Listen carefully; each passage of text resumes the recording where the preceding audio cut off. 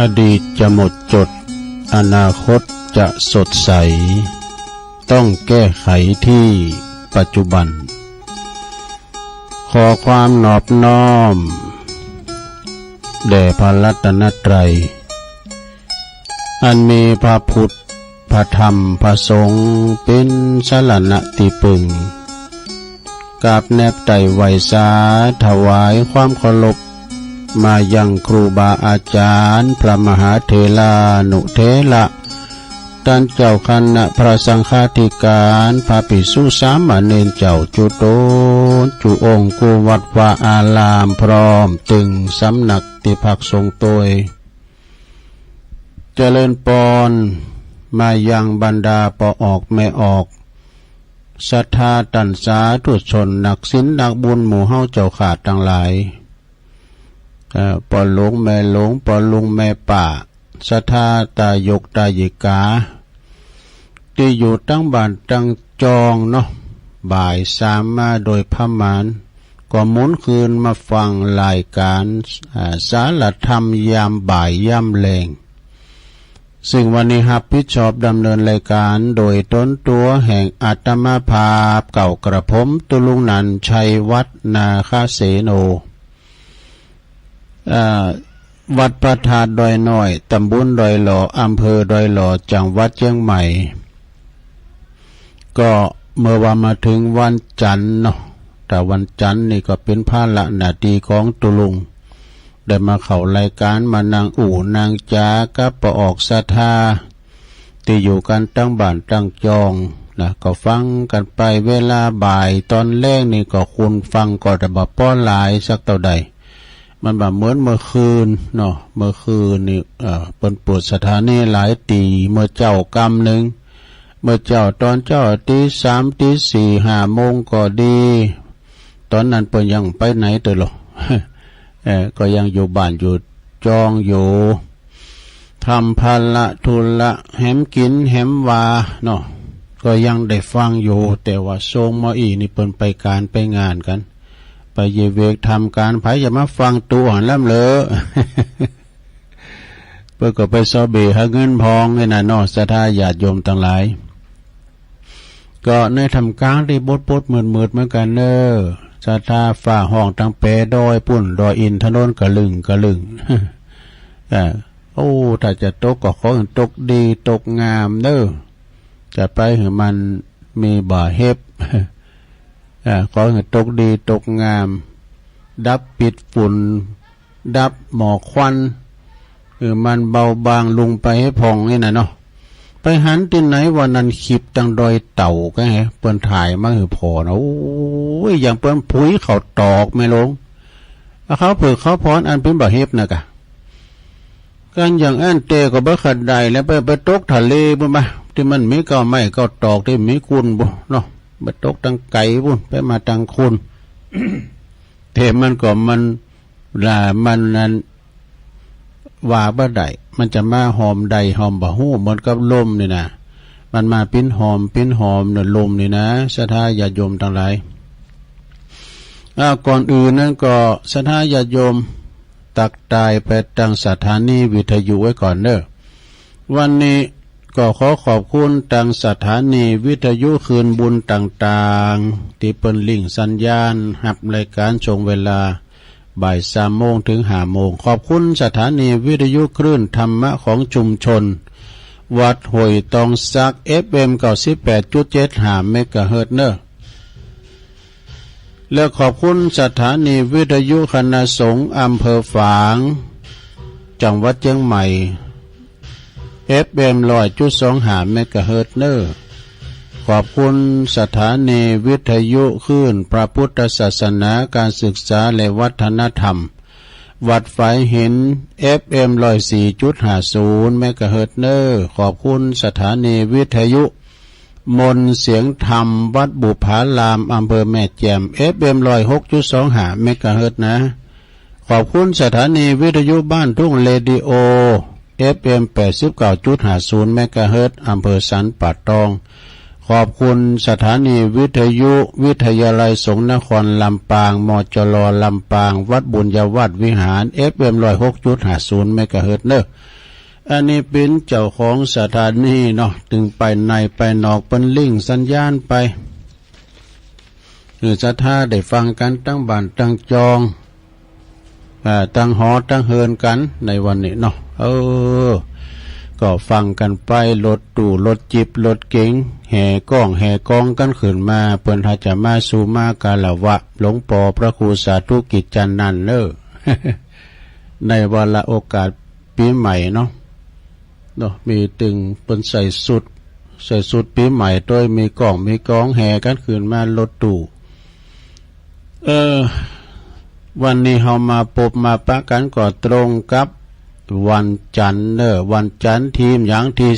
15ของเดือนเมษายนพุทธศักราช2567มานี่แล้วสถานะกึ่งเดือนแล้วเนอะเมษานะวันนี้เป็นวันพญาวันโดยหลวง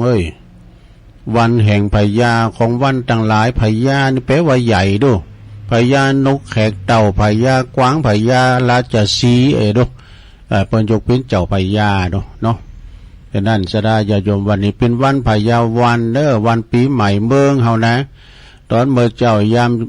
เมื่อเจ้านี้ก็เฮาก็มาตาน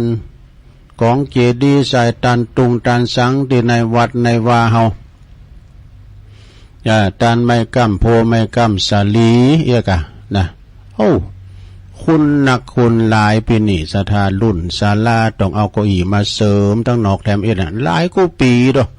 เพราะว่าปีไหนมาเตื้อนึ่งตัวลงการเลี้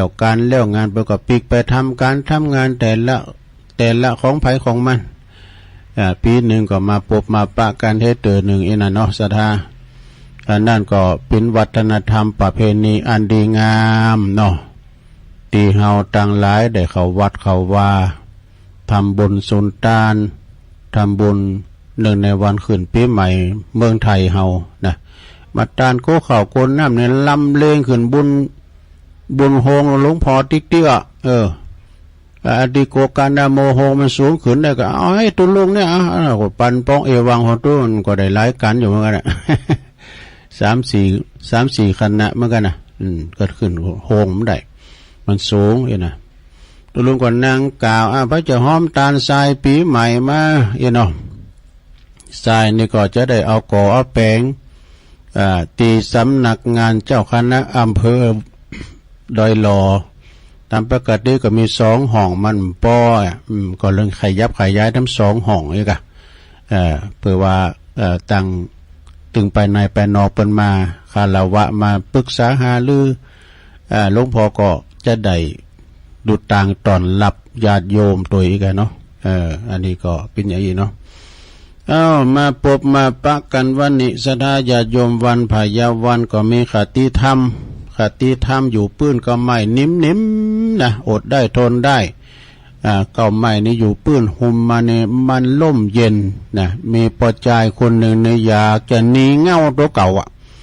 นี่ห้อยเท้านี้อันห้อยตีนตัวเองนะหนีไปไหนของหัวเนาะคติธรรมของวันนี้นะสดาญาติโยมเนาะเดี๋ยวชั่วโมงที่2ตุลงจะเตะธรรมเนอะธรรมอย่างตัวเป็นธรรมบักเก่าเดิมนะธรรมลมมีเจ้าภาพถึงหมดถึงได้คืนเท่านี้นะตุลุงก็ต่างอกต่างใจวันนี้เปิ้นตานคู่เข้ากันหลายก็จะน้อมนำเสนอธรรมนิพพานสูตรเนอะสถาธรรมเก่าธรรมเดิมนะจะเตะถึงสถาได้ฟังไปเนาะฟังคติธรรมก่อนนะคติหนุ่มเนี่ยมันจะหนีเงาของตัวเก่าไม่จะได้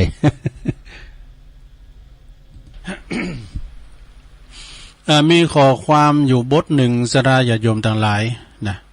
อันนี้ก็เพื่อความที่ว่าบัพประมาทเนาะ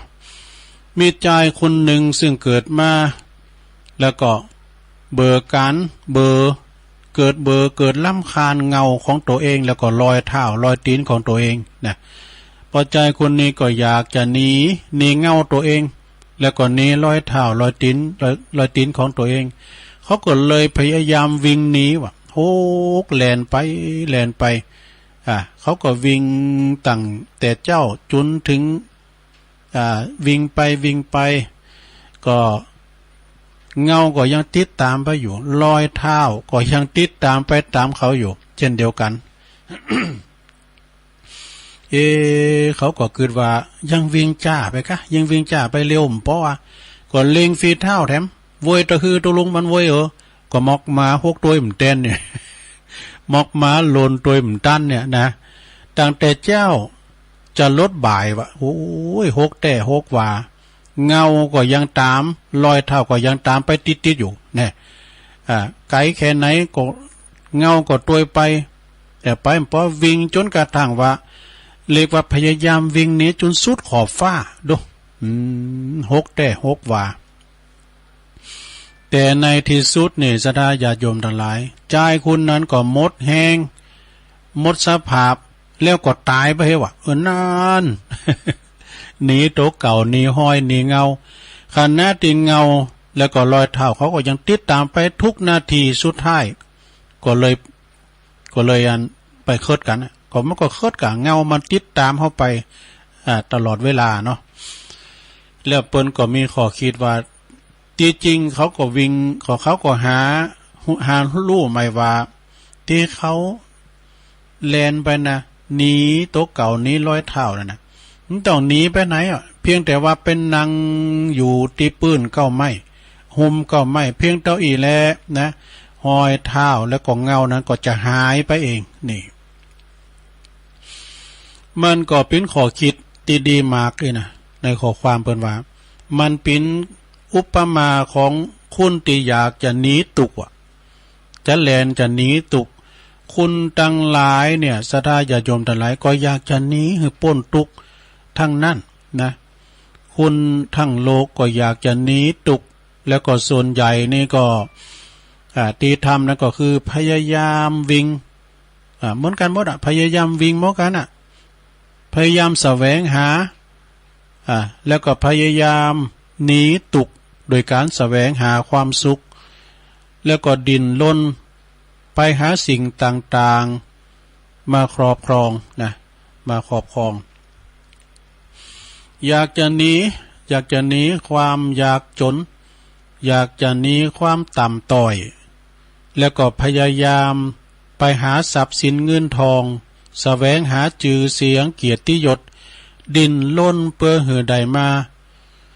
โดยความกึดว่าถ้าได้มาแล้วก็จะบ่มีตุกละนะจะบ่มีตุกหมดตุกแต่ก็จะแต่ก็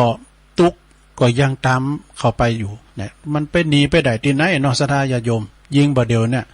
คุณตุกก็ตุกคุณรวยก็ตุกนะ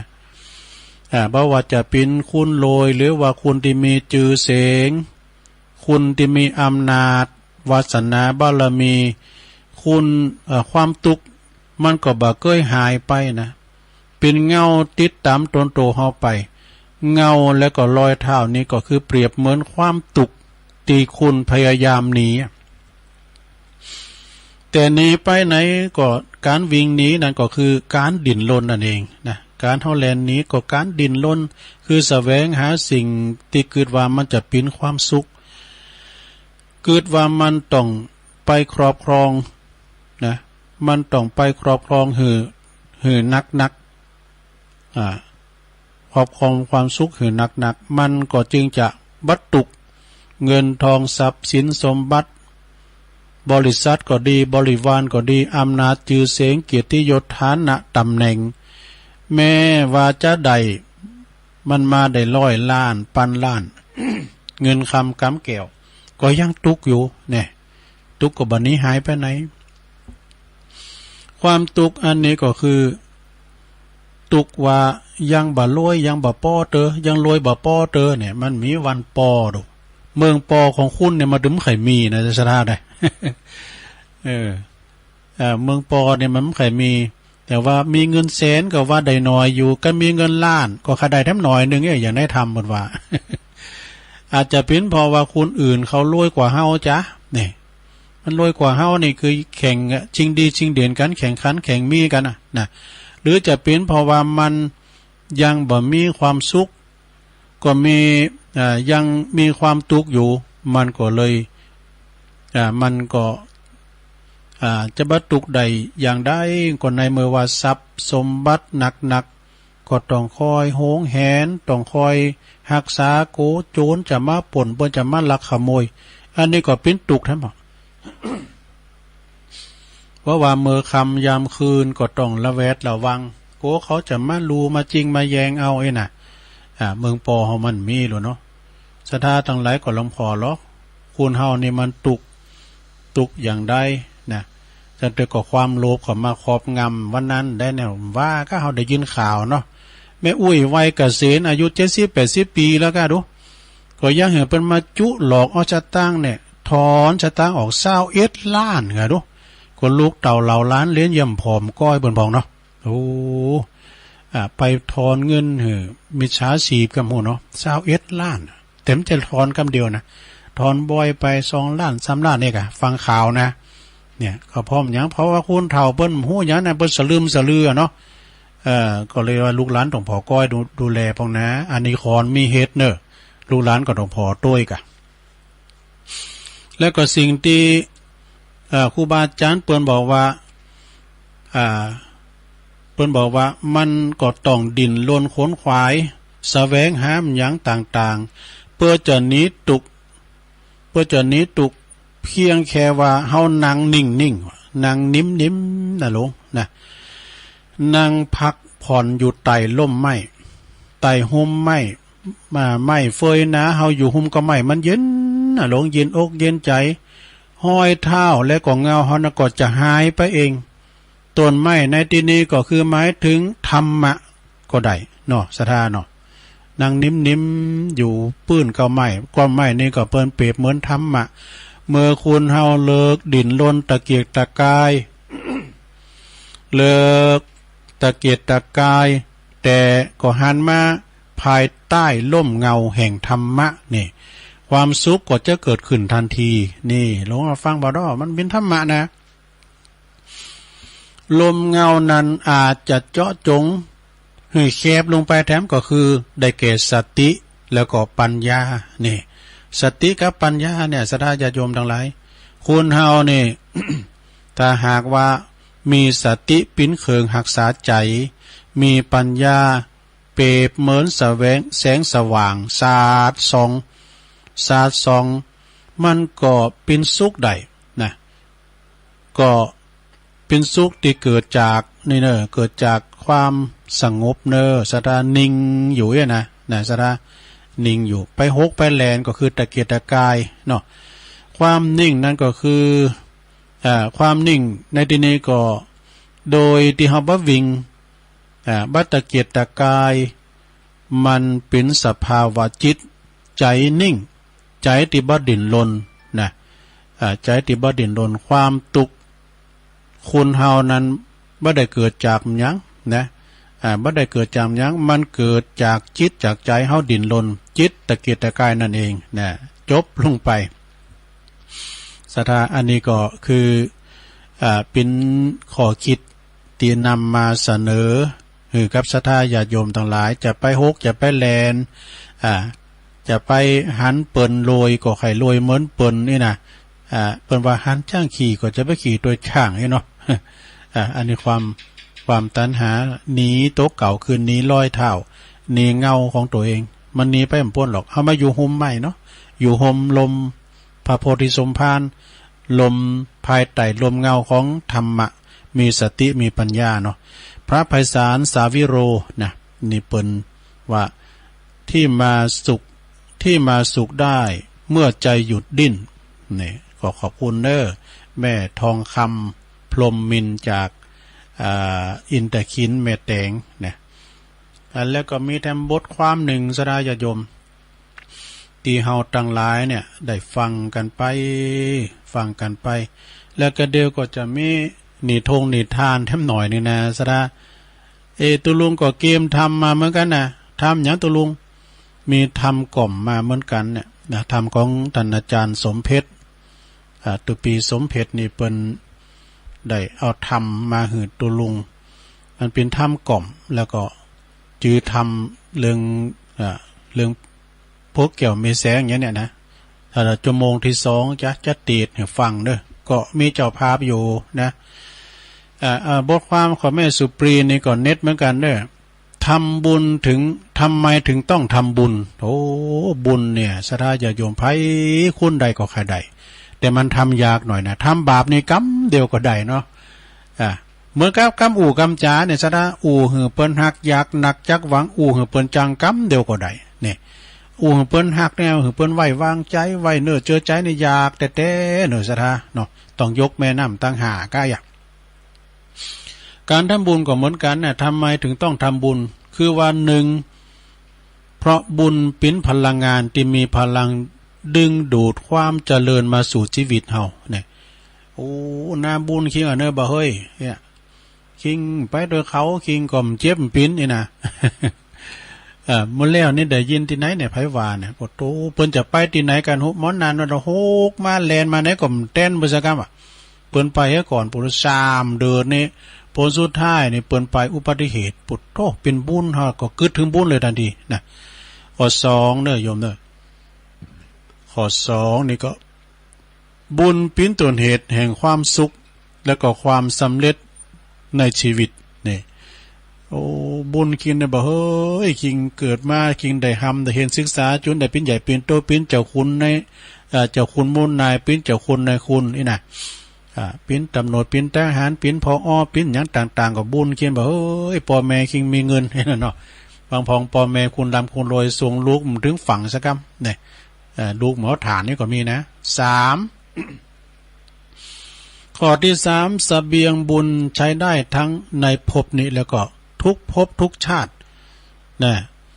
อันนี้ก็คือบุญเนี่ยติดตามเข้าไปตลอดเวลาเนาะเรียกว่าปุญญานิปรโลกัสสมิงปริทาโหติปานินังบุญจะติดตามเข้าไปทั้งภพนี้และภพหน้าตึงจัดนี้แล้วก็จัดหน้าโดยเนาะเอาต่อไปจะได้เล่านิทานนิทานนี่ก็กล่อมเหมือนกันยาวเหมือนกันนะสนะเนาะนิทานคือเป็นความสามัคคีเนอะอันนี้นะเป็นความสมัครสมานสามัคคีกันนิทานพญานกกระจาบเนอะปิ้นจะได้ก็ลองฟังพอบัดนี้ก็จะว่าโดยความสามัคคีความพร้อมเพรียงในหมู่คณะและก็ในหมู่ญาติจึงนำมาซึ่งความสุขและก็ความเจริญมากนะเหมือนพระโพธิสัตว์เจ้าเปิ้นบังเกิดขึ้นนะมาถือกำเนิดเกิดมาเป็นพญานกกระจาบพระโพธิสัตว์เจ้านี่เนี่ยเปิ้นเสวยพระชาติมาเป็นพญานกกระจาบนกกระจาบนี่ก็มีบริวารนักเด้อบริวารหลายเที่ยวไปในป่าใหญ่พระโพธิสัตว์เจ้านี่ซึ่งเป็นพญานกกระจาบทั้งหลายนี่เพื่อก็สั่งสอนบริวารนะสั่งสอนบริวารให้ประพฤติรักษาความสามัคคีเนอะรักษาความสามัคคีแล้วก็มีความพร้อมเพรียงช่วยเหลือซึ่งกันและกันจะไปแตกแยกกันนี่นะจะไปทะเลาะวิวาทแล้วก็อาจจะไปทุ่มไปเทงกันวะจะไปแข่งแย่งกันหรือฮักกัน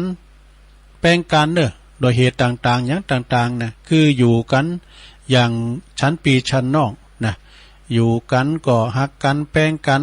จะไปไหนก็ไปด้วยกันจะกินก็กินด้วยกันจะนอนก็นอนด้วยกันปิ้นหมู่ปิ้นคณะนี่นะเมื่อพระโพธิสัตว์เจ้าสั่งสอนบริวารให้มีความสามัคคีกันแล้วก็เที่ยวไปนะเที่ยวไปอยู่ที่ไหนก็เป็นสุขเอกาทิวสังยังมีอยู่หันวันหนึ่งเนอะลงเนอะมีอยู่หันวันหนึ่งพระโพธิสัตว์เจ้าซึ่งเป็นพญานกต่างหลายก็ป่าบริวารปิ้นจัดหนักจัดหลายเนี่ยเที่ยวไปหากินในป่าใหญ่แล้วก็พากันไปพักนอนอยู่ที่ต้นไม้ใหญ่ซุ้มลุมพุ่มไม้ต้นหนึ่งเนอะครั้นถึงเวลากลางคืนก็ยังมีนายพรานพรานนกดูนี่นายพรานนี่มันหูวันนกเนี่ยมันมานอนกันอยู่หันปิ้นหมูปิ้นจุ่มนี่นายพรานนี่ก็หูวันนกมันนกกระจาบมันนอนก็หันหลายดังนั้นมันก็เลยจึงเอาแหเวียงกะครอบคลุมต้นไม้ไว้ หมายจะจับเอานกกระจาบตึงมดตามใจปรารถนามัน ข้างนั้นพระโพธิสัตว์เจ้าหู้ว่าในพรานป่าเนี่ยมันเอาแหมาครอบงำมาเวงแล้วก็นกต่างหลายตึงบริวารตึงมดตกอยู่ในบ่วงแหแล้วติดลางแหไปโดยกันหมดเนี่ยนะก็เลยประกาศให้บริวารต่างหลายเปิ้นบอกว่ามหาสกุณาอาทิกัจฉาสันตุนะดูกันละนกต่างหลายอันเป็นบริวารจงตื่นเถิดจงตื่นขึ้นมาจากการลับไหลตอนนั้นมันคืนเขาลับไหลก็อยู่นกต่างหลายนะท่านต่างหลายภัยมาถึงตัวเฮาเด้อจงได้ช่วยกันมีความสามัคคีกันเด้อมีความสามัคคีพร้อมเพรียงกันนะเพราะว่าภัยต่างหลายเนี่ยมันมาหาเฮาแล้วครั้นนกต่างหลายตื่นขึ้นมาพร้อมใจกันเมื่อว่าโหนาสั่งบริวารบินขึ้นสู่บนอากาศบินตึงฟูงทั้งหมดเลยนะแหของนายพรานก็เปิดขึ้นออกนะนกต่างหลายก็บินออกไปได้โดยบัดถึงซึ่งความตายอาศัยความพร้อมเพรียงนี่ปลอดภัยเลยปลอดภัยจากโควิดจากแหกันเนาะจากแหแล้วก็ยังอันเป็นพรานเรียกว่าเป็นนกกระจาบขาวนะที่นี่มานกกระจาบดำกำหนึ่งนี่มันมีทานซ่อนนิทานนะนกกระจาบดำนี่ก็มีโหนานกกระจาบดำนี่ก็คือพระเทวทัตนี่เป็นพระเทวทัตโดเป็นขู่ปรับของพระพุทธเจ้าทุกภพทุกชาติพระเทวทัตนี่บังเกิดขึ้นเป็นนกกระจาบดำนี่มันมีดำมีขาวมีบริวารเนอะเป็นโหนาดูนกกระจาบดำในเป็นโหนาบริวารมี500ตัวกันนะดูได้ประพฤติรักษาประพฤติรักษาซึ่งความพร้อมเพรียงความสามัคคีมันไม่เคยมีมีแต่ความทะเลาะวิวาทกันทุ่มเถียงกันเป็นเบื้องหน้ามันมีความสามัคคีกันพอโหนานี่สำคัญนะโหนาเนี่ยจะอยู่จะกินจะอยู่จะได้จะนอนจะได้แบบพร้อมกันไผไข่กินก็กินไผไข่แอลก็แอลไผไข่เยี่ยมยังก็อย่าตามใจตัวเองบ่ฟังโหนาเนี่ยบริวารเนี่ยมันบ่ฟังโหนาก็คือพญานกกระจาบดำนี่คือถือกำเนิดเกิดมาก็คือพระเทวทัตเนี่ยเอกทิวสังยังมีอยู่หันวันหนึ่งเนอะมีอยู่หันวันหนึ่งนกกระจาบดำปาบริวารเที่ยวหาอาหารในป่าเลือกเดึกนะในป่าใหญ่ก็ไปหาอาหารว่าเวลาพบคำเย็นมาแล้วก็ปาบริวารไปนอนอยู่ที่พุ่มไม้นะนกมันเดือดนะเนาะมันหลายนี่นะมันหลายไป500กันนะดูนายพรานนายพรานทำแล้วถ้าเจ้าเก่านะก็นายพรานก็เวงแหกนายพรานมันหูวันนกกระจาบนี่มันนั่งมันนอนอยู่ที่หันนักขนาดเลยนะปุตโจกปากแล้วดูนี่นายพรานมันก็เวงแหไปกับพร้อมกับพุ่มไม้ตีนันนะเตสกุณาเนี่ยนกกระจาบมันห้องเตสกุณานกกระจาบทั้งหลายก็ปากันเนี่ยติดแหติดตาข่ายของนายพรานต่างคุ้นก็ต่างบินพองบินพองเนี่ยมันมีความสามัคคีกันก็ช่วยกันช่วยกันเยี่ยมบินเอาหมุน1 2 3บุตโตพองก็บินพองก็บินเนี่ยกันมันมีความสามัคคีกันดูก็บ่อาจจะออกไปได้โดยความตีบ่พร้อมเพลงกันสดามันบ่ช่วยกันแต่นายพรานจึงได้จับเอานกกระจาบดำทั้งหลายเนี่ยนำไปฆ่าหืดตายแล้วก็ขายเล่งลูกเล่งภรรยา เล่งลูกเล่งเมมันเฮกนายพรานเนี่ยมันลาเนอเนาะว่ามันเนี่ยมีความบ่พร้อมเพลงกันก็เกิดความหายนะความชีพหายดังบรรยายมานี่นะฉะนั้นเฮาตันทั้งปวงควรจะรักษาความสามัคคีกันเนอะมีความสามัคคีในสันดานจะได้มีความสุขความเจริญใหญ่ ป ปินไปในเบื้องหน้าอาจจะสำเร็จแก่พระนิพพานอันหนึ่งนะการสงเคราะห์หมู่แก่หมู่ญาติเนี่ยการสงเคราะห์แก่หมู่ญาตินี่จะเป็นกุศลนิติคุ้มทรัพย์เนี่ยสงเคราะห์ญาติก็คืออย่างอย่างพญานกกระจาบขาวเนี่ยเปิ้นก็ได้ของได้ยังมากก็เอามาหือนกกระจาบที่เปิ้นเฒ่าเปิ้นแก่สงเคราะห์หมู่ญาตินะที่เปิ้นบินเหินไปในบ่ได้เปิ้นก็เอาอาหารมาเผยแผ่ลูกน้อยพองก้าละอ่อนที่มันบินยังบ่ได้มันมีกระขุนโอ้โหเจ้าหันไหนน่ะไก่นั่นนี่ปุถุเน็ตได้เด้อขนาดมัน เปิ้นลกขุนออกหมดแล้วนี่แล้วมาเจอกูปั๊บเก่ามาจุนกันอยู่อ่ะมันหนีออกจากอันหมอน้ำห้อนมา เขาก็จางเยอะเด้อมีขุนซะหน่อยนะหลวงจุนกันเนี่ยจุนกับไก่ปู้ที่มันมีขุนปุถุเน็ตเนาะถ้าไก่จุนหลับกอยเนาะ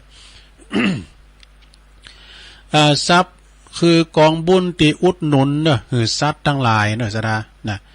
มีความสุขความเจริญในโลกนี้ก็โลกหน้าปินตีผูกพันกับญาติวงศาหือมันเนอะไผมีญาติวงศามีปู่ย่าตาโทษมีปอมีแม่น่ะนุงสูงซ่องเกาะคืนสู่ลุงหากันนะปินตระกูลเดียวกันเฮาเล่งผีปู่ย่าก็ผีเดียวกันน่ะจะไปลืมเนอะเปิดมีกูปีด้วยเล่งผีปู่ย่านี่นะเปิดก็ออกสตางค์กันบางทีเปิดก็ทำบุญกันเนี่ยนะเล่งผีปู่ยาเนี่ยเอาให้ตัวอีกก่อนเนาะสถานเนาะเรื่องผีปู่ยาก็มาไหวเตือนน่ะ คติธรรมนำชีวิตก็จบลงไปเนอะศรัทธาญาติโยมตอนนี้ไปก็ศรัทธาเอาอันนี้มาว่าแถมกรรมหนึ่งเกินเนาะโอ้ต่างบุญก็ไหวใจบ่ได้โตดีโตงามเลยห้องกะลึงมาจ้ะอันนี้ก็เป็นคติธรรมอาจารย์พระครูปนสูงมาเนี่ยฝากไว้เสนอกำว่าหกยอนี่ใจหกยอนะนี่หกยอก่อสุขนี่เป็นจะใดลองฟังพอเด้อหนึ่งหัวจักยกนะยกก็คือหมายความว่ายกยองหือเกตผู้อื่นเฮาจะไปนั่นก็คือว่าหือยกยอต่อฝ้ายกันไปยกหือเกตเปิ้นที่เปิ้นได้ดิบได้ดีกาที่เปิ้นมีผลงานดีกาหรือว่าเปิ้นได้ทำดีที่สุดมีความกตัญญูจะได้จากหนึ่งมาก็ยกยอแล้วก็หือเกตผู้อื่นสองหูจักยอมเด้อ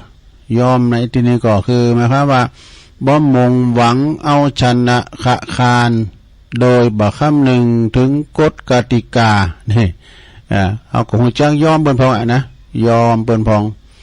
สามหูจักแยกแยกแยะเด้อแยกหูจักวิเคราะห์หูจักแยกวิเคราะห์แยกแยะอันใดถูกอันใดผิดอันใดโกนอันใดบ่โกนก็คือแยกกันไปเป็นโซนไปสี่หูจักเย็นแน่หูจักเย็นเยือกเย็นเด้อเย็นบ่วู่วามบ่หุนหันพันแลนบ่ตกเป็นถาดของกิเลสอารมณ์ไฟต่ำตีมากระทบในจิตในใจเฮาแน่หูจักเย็นเด้อหูจักเย็นแล้วก็ห้ามหูจักยุดเน่ะยุดในตินนี่ก็ขอให้หยุดในการเดียวว่าคำว่ายุดนี่เหมือนเบรกตัวเหมือนเบรกหรือว่าห้ามล่อห้ามตั้งใจนะห้ามล่อตั้งใจให้หยุดให้เบรกให้ห้ามดุดอย่างล่อตั้งใจมีการหยุดคิดหยุดหยุดกระทำยับยั้งก่อนที่จะถลำเลิกลงไปกว่านี้ อันนี้หูจักหยุดแล้วสุดท้ายหูจักยิ้มอันนี้สำคัญในศรัทธาเด้อหูจักยิ้มปกติแล้วก็ยิ้มแย้มแจ่มใสแสดงความมิตรภาพมีไมตรีจิตมิตรภาพต่อผู้ร่วมสังคมเดียวกันนี่ผู้ใดสามารถสร้างพฤติกรรมพฤตินิสัยทั้งหกย่อนี่คือเกิดมีในตนใดจักเป็นผู้ที่มีความสุขในตีทุกสถานในการทุกเมื่อนี่สดาอันนี้ก็ อาจารย์พระครูเป็นส่งมาเด้อศรัทธาอาจารย์พระครูอภิวัฒนวิกรมก็เป็นส่งมาตกลงก็เอามาเล่าจะได้ฟังกันเยี่ยมแจ่มใสศรัทธาญาโยมปีใหม่ปีหวานนี่ถึงว่าวันปีใหม่มาแล้วลูกหลานขืนหอขืนเฮินมาทำบุญชะเก่าดำโหปิยวาจาอุโมนจาหวานยิ้มแย้มแจ่มใสอันนี้ดีนักแลเปิดมาก็ปันป้อนเนี่ยเขาเขาใจจุ่มใจยินไปตั้งหน้าเสาะสันสิ่งตีมีประโยชน์จันนะตีมีประโยชน์จันนะสิ่งที่ถูกต้องน้อมนำเอาลักธรรมอู่เขาพองต่างอกต่างใจทำมาหากินโดยสุจริตธรรมเด้อจะไปเข้าบ่อนลิ่นอันนั้นอันนี้ ก็ว่าไปธรรมบทหนึ่งพุทธิธรรมคนเดิมฝึกเนี่ยนี่จิตดีฝึกดีแล้วนี่พินจะได้ศรัทธาจิตเฮาฝึกดีแล้วเปิ้นมีคำกลอนตั้งหน้าแถมหน่อยหนึ่งเปิ้นว่าเปิ้นว่าจิตของตนหากฝึกฝนไว้ดีแล้วจะมีแนวทางก้าวไปไม่สับสนจิตที่เปรียบดังแสงไฟไหวตามแรงลมไม่มั่นคงจมลงอบายตายเปล่าเอ่ย อันนี้เปิ่นฝึกจิตเนาะจิตแห่งฟ้าปางก่อนวะเปิ่นว่า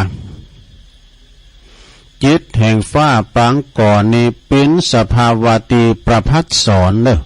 เพียกพร้อมสมบูรณ์อยู่แล้วแต่โดยจิตตีต้องลมนะมันต้องลมมาเวียนว่ายตายเกิดอยู่ในบุญโลกใบนี้หลายภพหลายจาติเขาจึงถูกหล่อล้อมโดยกิเลสตัณหาราคะต่างๆแล้วก็มีความยึดมั่นถือมั่นอีกหลายอย่างนะจึงทำให้จิตใจของเฮาจิตใจแห่งฟ้าปางก่อนนี้ต้องมัวมองไปลืมหนทางที่จะกลับบ้านแดนเดิมไป ยังคงต้องลงมาเกิดโลกใบนี้บ่มีวันจบสิ้นบ่มีวันจบบ่มีวันสิ้นนะเกิดเป็นคุณปาพองเนี่ยบางพองก็บางจาดเขาก็เกิดเป็นคุณบางจาดเขาก็เกิดมาเป็นสัตตลิสารพองนะตามแนวประวัติตามแต่วิบากกรรมที่ตนเองได้เป็นผู้สร้างไว้เมื่ออดีตจาดนะถ้าตายไปนะประวัตินะก็ถ้าตีชีวิตก็ตีชีวิตเขาต้องเวียนว่ายตายเกิดในเพิ่นบอกว่าเกิดอันนี้ก็คือเนื่องมาจากจิตที่ถูกหล่อล้อมมาจากกิเลสตัณหาและกะความยึดมั่นยึดติดอันหลากหลายนี่แหละจึงทำให้จิตของเฮาบ่สามารถที่จะสดใสสมบูรณ์ได้ดังเดิมนี่จึงเป็นที่มาแห่งทุกข์ทั้งสี่ที่พระพุทธองค์สมเด็จพระสัมมาสัมพุทธเจ้าเปิ้นทรงตรัสไว้ก็คือทุกข์ที่สาหัสที่สุดที่ทำให้ทุกชีวิตนี่ก็จะต้องเวียนว่ายตายเกิดอยู่บนโลกใบนี้เมื่อเฮาโหดังนี้แล้วตอนนี้แล้วเฮาก็ควรที่จะต้องฝึกฝนขัดเกลาจิตที่หม่นหมองของเฮานี่ให้สดใสดังเดิมได้นี่แหละนะศรัทธาเพราะว่าผู้ที่สามารถฝึกจิตตนให้นิ่งให้สงบได้ กลับคืนสู่จิตที่สุขุมคัมภีรภาพได้นั้นนะจึงบทเสแห้งที่จาดในใดเกิดมาเกิดเฮาเกิดกายมาเนี่ยเป็นคุณทั้งทีแต่เนื่องโดยติจิตแห่งฟ้าปางก่อนได้ลงมาเกิดบนโลกหลายภพหลายจาดเขาจึงทำให้จิตปุถุชนมาแทนตีนั่นใดนั่นเองเนี่ยจิตปุถุชนนี่มันหยาบโน่ซะนะจึงทำให้จิตเฮานี่บ่สามารถที่จะสดใสได้เสียที จึงเป็นที่มาแห่งความวุ่นวายในสังคมเฮาเนี่ยเพราะว่าผู้ที่คนเพราะผู้คนล้วนจิตป่วนกันวะ มันเพียงจะได้จิตป่วนเนี่ยโอ้บัดเดี๋ยวนี้คุณมันเกิดหนักมีความเข็ดมีความเข็ดเกิดหนักก็โลดเป็นโรคประสาทท้องอย่างกันเนาะสะท่านเนาะเพราะผู้คนตีล้วนจิตป่วยกันทั้งนั้นไอ้ดอกจึงทำให้โลกเฮาวุ่นวายนะวุ่นวายกับบ่ฮู้จบบ่ฮู้สิ้นนี่เพราะว่าไหวเฮ็ดเปิ้นว่าแต่ถ้า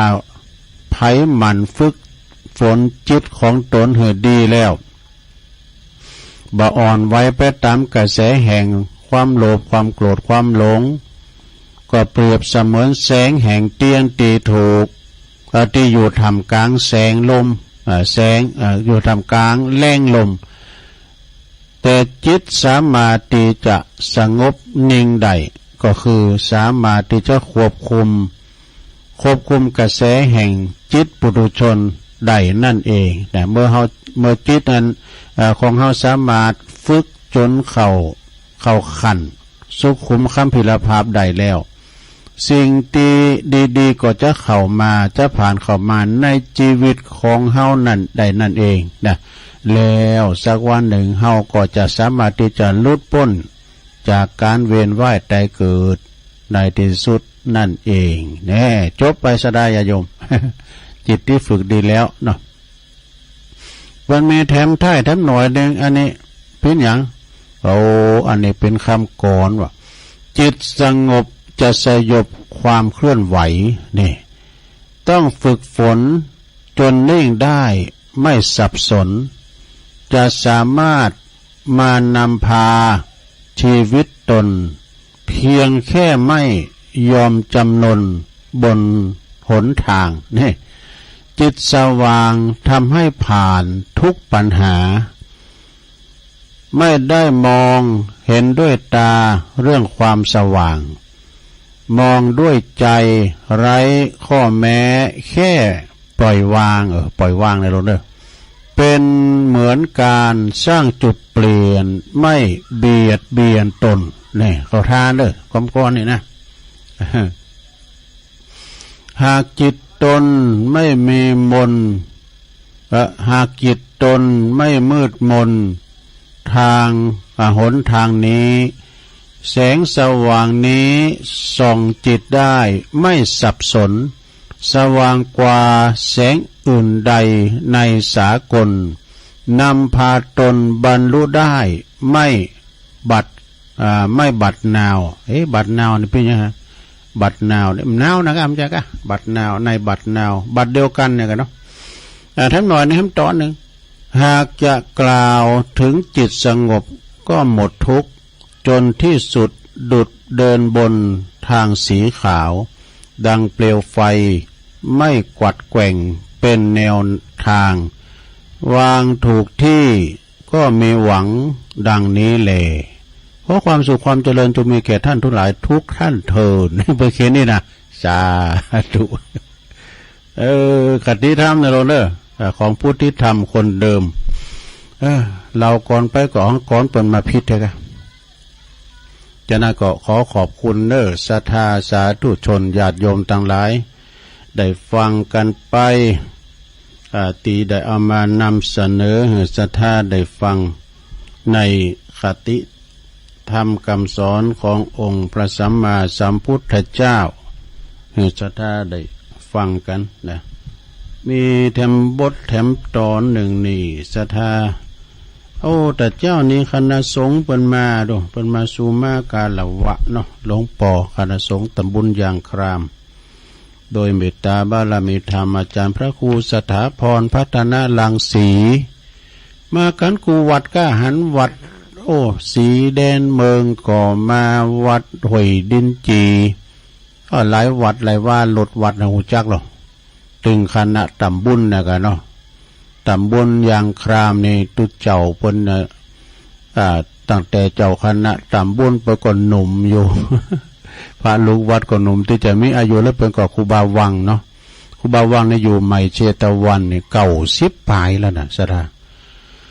แล้วก็อาจารย์ท่านพระอธิการบุญช่วยประพังกะโลเนี่ยอยู่วัดศรีแดนเมืองเป็นพระผู้อาวุโสนอกเหนือจากนั้นก็เป็นตัวหนุ่มตัวน้อยกันไป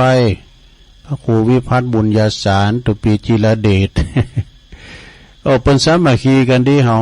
คณะสงฆ์ตำบลยางครามนะไปสัมผัสไปช่วยการช่วยงานเปิ้นตึงไปในตึงไปนอกก็มี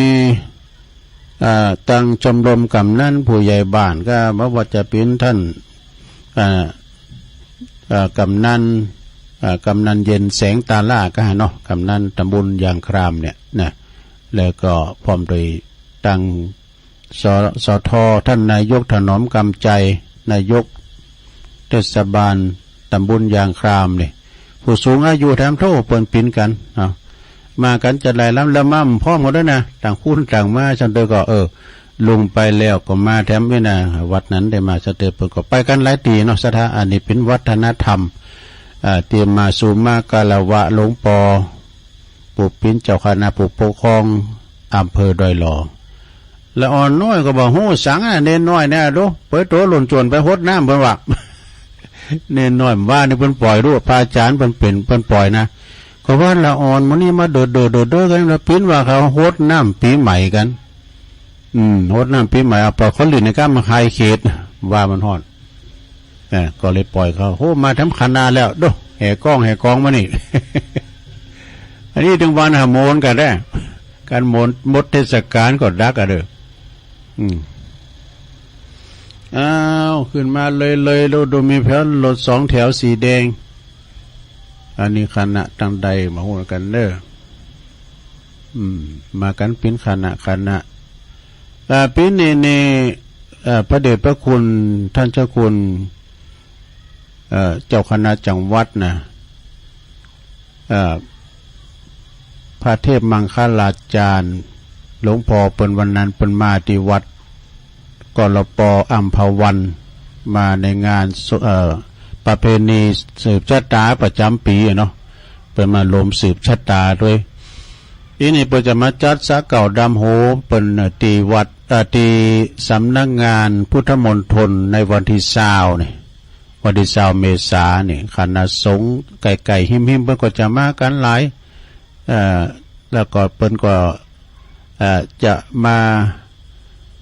หลายอยู่แต่ตังสันป่าตองก็แม่วางจอมต้องคันนี้เนาะเปิ้นก็จะมาคณะสงฆ์แล้วก็ตั้งคณะสงฆ์ในอำเภอดอยหล่อโดยเมตตาทำหลวงพ่อพระครูสาธุกิจจานันท์เจ้าคณะอำเภอดอยหล่อ รองเจ้าคณะอำเภอเจ้าคณะตำบลเจ้าอาวาสทุกวัดก็จะไปรวมกันตลอดถึงจะท่าเจ้าบ้านเจ้าจองชมรมกำนันผู้ใหญ่บ้านท่านนายกเขาเนี่ยประกอบไปกัน ต่อไปก็เอานี่มาวาดกรรมนอสดาเวลาตุลุงจังหลายบัดเต้นนี่แล้วก็เดี๋ยวจะได้พักเบรกจ้ะเดี๋ยวตุลุงจะได้พักเบรกแค่หน่อยก็เดี๋ยวตุลุงจะได้เตดน้ำเตดทำอยู่วันนี้ก็จะเตดน้ำเตดทำประหารไปมาตานคุกเข่ากันหลายสดาเตินจีปีใหม่ลูกจังกรุงเทพกรุงนามาชำเตยก่อนเนาะมาตานคุกเข่าโกนน้ำครับบรรพบุรุษเป็นปีแต่เก่าเนาเมินกาคุ้นขึ้นไปไปตานที่หลวงปอเอกแล้วก็ตานของเจดีย์ทรายตานทรายปีใหม่โดยตานจอตานตุงใส่หมูตุงหนักซัด ตานไม่กำสลีไม่กำโพกันนะตามที่เฮาจารีตฮิตหอยเฮาทำกันมาก็คุณก็มาหนักมาลงมาหลายต่างกันตุลุงก็กล่าวว่าพระเจ้าห้อมทรายปีใหม่เลยนะก็ห้อมทรายปีใหม่กันไปเป็นประจำทุกปีเดี๋ยวก็จะได้พักเบรกสักกำเนาะจะได้บอกพันน้อยละอ่อนมันหู้สังมาลายหดน้ำเพื่อนก็เดี๋ยวจะมาว่ากันต่อทำกันเนอศรัทธาเดี๋ยวก่อนเนอเดี๋ยวมาปะกันนำกำพักเบรกกำเดียว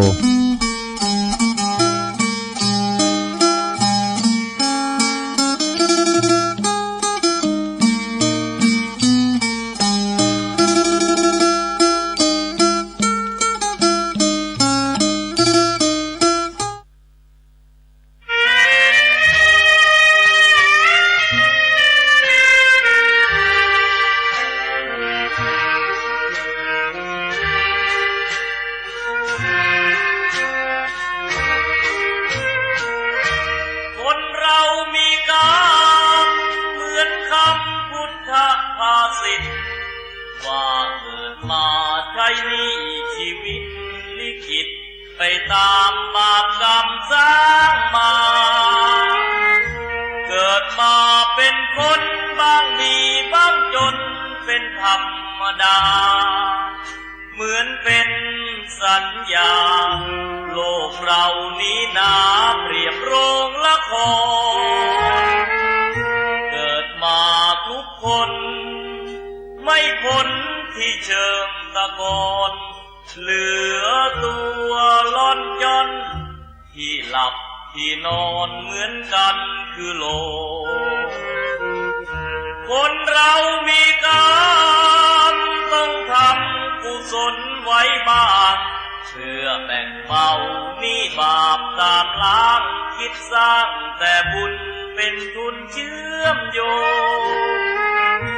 อย่าหยิบอย่าช่วยหาทางร่ำรวยด้วยการกินโกงแม้นตายเข้าลงบาปกรรมเพราะโกงติดตามเรื่อยไปถึงเป็นเศรษฐีมั่งมีเงินทองเพียงใดหมดลมแล้วไม่อาจนำเงินไปได้เลยสักคนเวรกรรมตามทันเห็นกันด้วยตาก็บ่อยเข้าในคุกไม่ใช่น้อยไม่ค่อยจดจำในความทุกข์ทนสวรรค์ในอกและมีนรกในดวงกมลขอเตือนทุกคนว่ามีหรือจนไม่เห็นสำคัญหมดลมหายใจแล้วไปนอนเรียงเคียงกันที่ป่าช้านั้นไม่พ้นมือฉันพวกสับเปลอ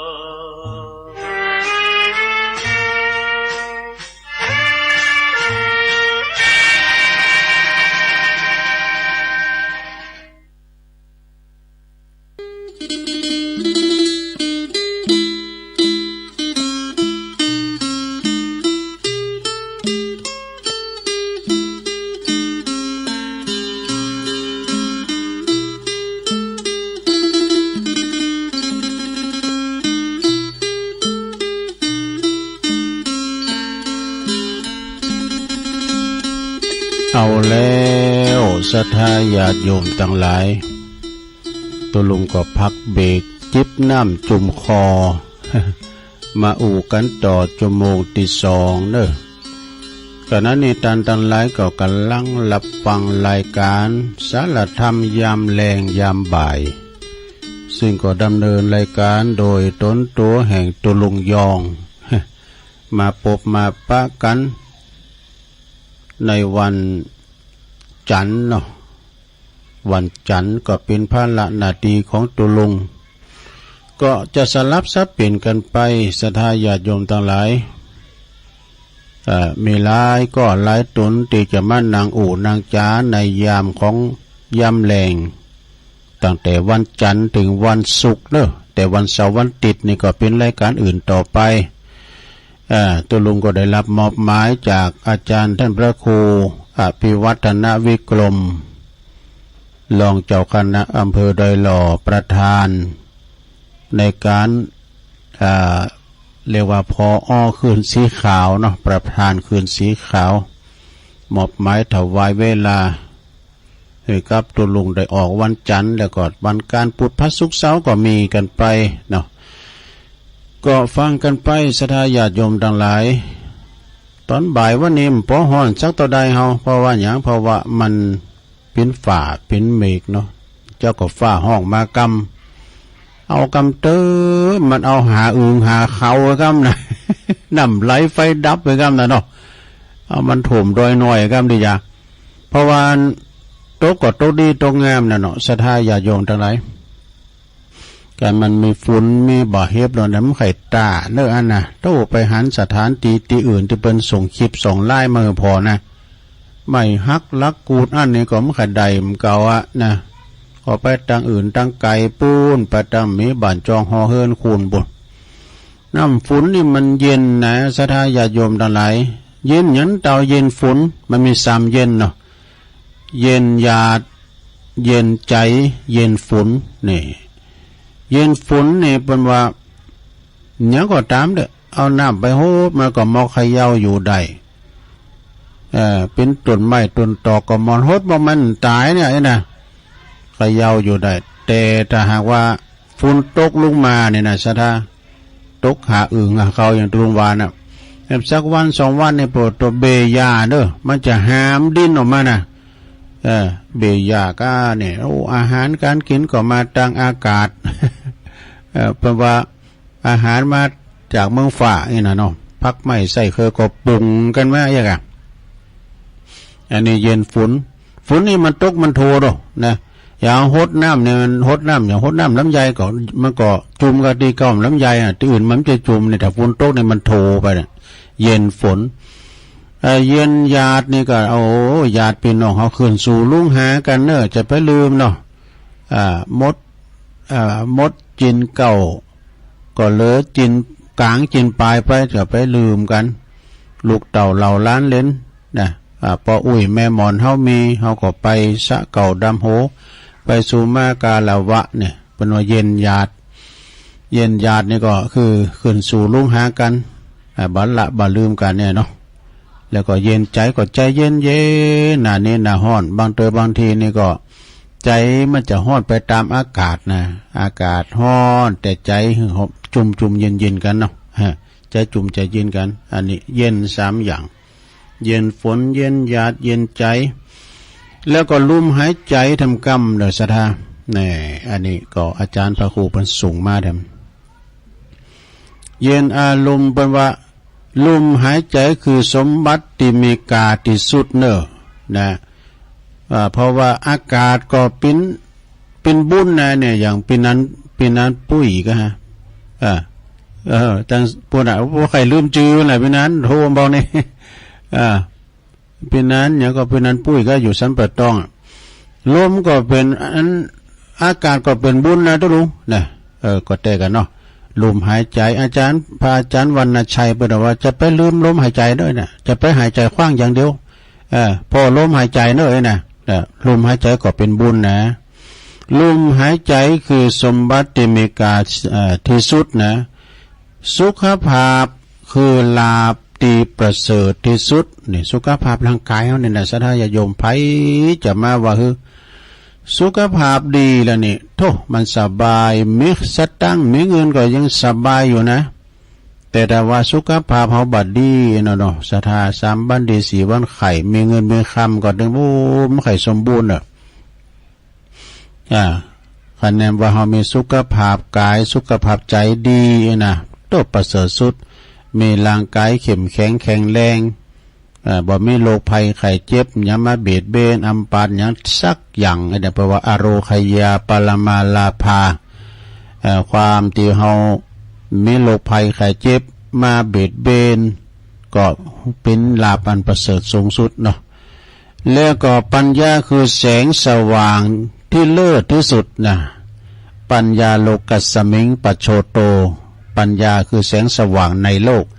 แต่พอมีพยาปัญญาเป็นนักปราชญ์บัณฑิตเนี่ยมันดึงเอาตัวหลอดศรัทธานะมันจะว่ามีความโหดโถมโหเอาตัวหลอดอำใจนะอันนี้ปัญญาก็คือสิ่งที่เขาเห็นมาเนาะมาศึกษาบางพองเป็นได้เป็นครูบาอาจารย์เป็นใหญ่เป็นโตก็คือเป็นมีปัญญานะเห็นศึกษามาหนักเนาะเป็นว่าปัญญาคือแสงสว่างที่เลิศที่สุดและทำอย่างหนึ่งเป็นว่าวิชาความรู้คือมิตรที่ดีที่สุดในวิชาความรู้วิชาปัญญานี่มาด้วยกันเนาะวิชาความรู้มาด้วยกันแล้วก็บุญคือทรัพย์ที่มั่นคงที่สุดนะยังก็โดยบุญมรดกศรัทธาเขาเกิดมาก็คือบุญได้เกิดมาเป็นเกี่ยวเป็นกุลนี่นะก็คือบุญแล้วเกิดมาปบนำธรรมคำสอนปบพระพุทธศาสนาก็ยิ่งเป็นบุญ ยิ่งได้มากินมาตานโดยกันเนี่ยเป็นบุญที่สุดเนาะศรัทธาเฮาไปพอทั้งบ้านเปิ้นเมืองเปิ้นขาฟันบ้านแต้งกันเอาเป็นบ้านเฮาเมืองเฮาจะอยู่สุขกว่าเนาะแต่ละมัดระวังแต่มัดระแวงโอ้ระเบิดจะมัดตกกันอย่างได้ไกลเนี่ยมันเกิดไปหมดดอกอยู่ฮอดนอนตกแต่ว่าเฮาอยู่โดยบุญทรัพย์บุญก็คือทรัพย์ที่มั่นคงที่สุดเด้อและเพราะว่าสุภาพมงคลสงกรานต์ปีใหม่ไทยขออำนาจคุณพระศรีรัตนตรัยจงดลบันดาลประทานพรอำนวยโจกปอนใจให้ทุกท่านและก็ครอบครัวประสบในสิ่งที่อันเป็นมังกรมงคลและก็ความดีงามทั้งปวงมีสุขภาพพลานามัยแข็งแรงจิตใจแจ่มใสเบิกบานตลอดปีและตลอดไปสาธุ อาจารย์พระครูอภิวัฒนวิกรมเปิ่นมาปั้นโจกอวยใจตัวเนาะศรัทธาญาติโยมทั้งหลายตัวลุงก็ขออ้างอิงเอาสิ่งศักดิ์สิทธิ์ทั้งหลายเนาะในสากลและโลกนี้อันมีพระสยามเทวาธิราชเจ้าคุณเกี่ยวเจ้าสามประการปกป้องคุ้มครองรักษาเจ้ามูลศรัทธาอยู่ดีมีสุขกันกูโหโตคุณเด้อเนาะเอาแล้วไปอุ่นนักด้วยดูฟังเสียงกล้องเสียงของแห่ลุงดอยไปทำแล้ว เปิดมาสุมากะละวะลงปอแล้วโอ้ตัวลุงก็มาซุบจับตอนนี้เนี่ยมันได้ไปตอนรับครูบาอาจารย์นะเด้อได้ไปตอนรับครูบาอาจารย์เนี่ยเปิดมาสุมากะละวะสำเร็จตัวลุงก็จะได้ไปไหวสาครูบาอาจารย์เนี่ยมนต์ขึ้นบุญมาไอ้เนี่ยเพราะว่าเปิดหูจักตัวลุงหมดคณะสงฆ์นี่นะตัวลุงก็ไปตอนรับแต่วันนี้ตัวลุงก็มาทำนาทีเฮตันนี่เนาะตัวอย่างทำลายตำบุญอยู่อันนี้ตำบุญยางครามดอกปนมากันลงหลายในเมตตาบารมีธรรมอาจารย์พระครูสถาพรพัฒนารังสีเจ้าคณะตำบุญยางครามพร้อมด้วยคณะสงฆ์มากันกูวัดกูวาแล้วตัวไอ้ไปอุ่นนักเดี๋ยวจะว่าทำกันเด้อถ้าญาติโยมนิพพานสูตรเด้อคือจะมาหอดเปิ้นทำบุญกันเจ้าตุลุงก็ติดมันก็นำเจ้านะติดทำเมืองมันก็ติดทำอย่างตัวอานิสงส์ของการปีใหม่เมือง ตุลุงติดนี่เปิ้นก็บ่ให้ฟังกันเลยพร้อมอย่างเพราะว่าตุลุงก็ต้องฟังตุลุงเด้อให้ใส่เข้าใส่คันสินคันสุมาไปตุลุงติดก่อนงานเนาะก่อนที่เปิ้นจะไหวพระรับศีลไปจะเป็ดด้านขันเข้าก็ไปติ๊กตีนตุลุงจะว่าไปนะเตไปในหมู่ฟังก็ฟังหมู่ไปก็ไป ศูนย์นะพ่อจานว่านานอ้ายแพ่โป่งมารัตนาธรรมกันเหรอพ่อจานนั่นอ้ายไม่ไหนลืมมาแล้วก็มารัตนาธรรมกันนิพพานนังเย็นนะกะลังรำมังเย็นนะกะใสยังปันดิโตตังโนมากังอุติสิตุงธรรมมุตตมังปัจจังอาราธานังกะโลมาก็จะเตธรรมนิพพานสูตรเพราะว่าจะต้านดำหือปอไม่เอาธรรมนิพพานสูตรนี่นะต้านหือลูกหือโผหืออันลูกหลานออกมาไล่โพดนี่นะเป็นว่าอันเนี่ยก็ฟังไปนะโยมเด้อนะโมตัสสะภะคะวะโตอะระหะโตสัมมาสัมพุทธัสสะเอวะเมสุตังเอกังสัมมายังภังกวาสวัตติยังวิหารติเจตวันเนอนัตตาเป็นดิงกัสสะอาลัมเมอัตตะโคสวัตติยังวาสิโนมนุสาสกตามัตตามิโนโหตุสาทโวดุลาสะปุลิสะทั้งหลายอิตังสูตังอันว่าสูตรอันนี้ชื่อว่านิพพานสูตรอันต้านมหาอนันตเทนหากได้สาดับหลับฟังจากมุขะตัวราจากะอุแก้วตูนพันเปว สัพพัญญูเลี้ยวก็มาสำแดงแก่มหากัสสปะเถนเจ้าเมื่อเข้าสู่อาปสม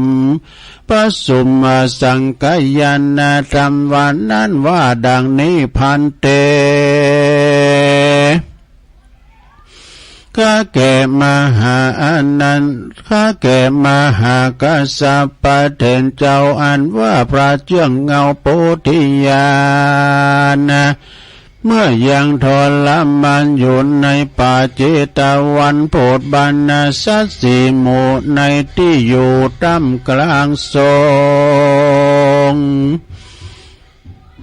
ว่าดังในสีลังนามากาตาปังสีลังนามาลาคิตังเมตตากรุณาโมตุตาอุเปกขา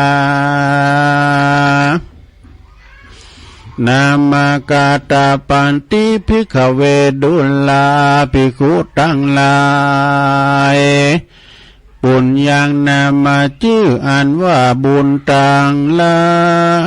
ยปันดิเตนะอันภูเมพยาหากเปิงกะตามเต้แล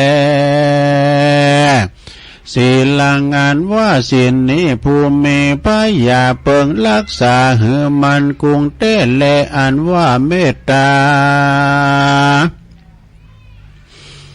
กาลุณาโมตุตาโอเปกขาอันว่าภูเมพยาเปิงจำเลินภาวนาเตแลภิกขเวดุลาภิกขุทั้งหลายเอดดังเลือแลมพลันตานถากาตะกล่าวว่าเฮตานแลหักษาสินภาวนาอันจาหิด้วยเมตเตแลสัตตานามาชื่อว่าอันว่าสัตว์ต่างหลายในโลกย่อมวิปโยคแผ่บวนสัตว์ต่างมวลที่มาบังเกิดเอากำเนิดในสงสารบ่สุขสำลานมันเตี้ยงรู้ความเงียงเปปังแม่นจักเมพันละกำลังเปียงดังจางแม่นจักเมสัมปติเนบคางมากเหลือลายก็ยังจักตายบ่เว้นบ่เมจ้องหลีกเล่นแห่งต่างตายนามาลูปังอันว่าลูปกายตนตัวเรานิสัยก็จักตายวันหนึ่งบ่สงสัยความตายก็จักหักขับไปใจอุปมาไว้ดังจ้างฆ่าคนประเสติก็ไปแสวงหายังคนและสัตว์เพื่อจะฆ่าหือตายนั้นแลอันว่าไวยาแห่งสัตว์และคนต่างหลา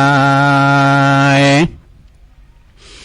นี่ป้อยจักกลับคืนมาเฮเมวายาอันหนุ่มนั้นก็หาบ่ได้จะเตรียมเปรียบไว้อุปมาคือดังพระสุริยาอันคืนหนบุปวันออกย่อมผัดเกี่ยวล่อไปสู่หนวันตกใจนั่นแล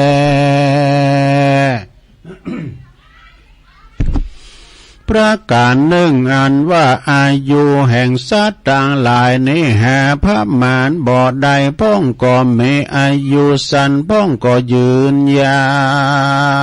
ว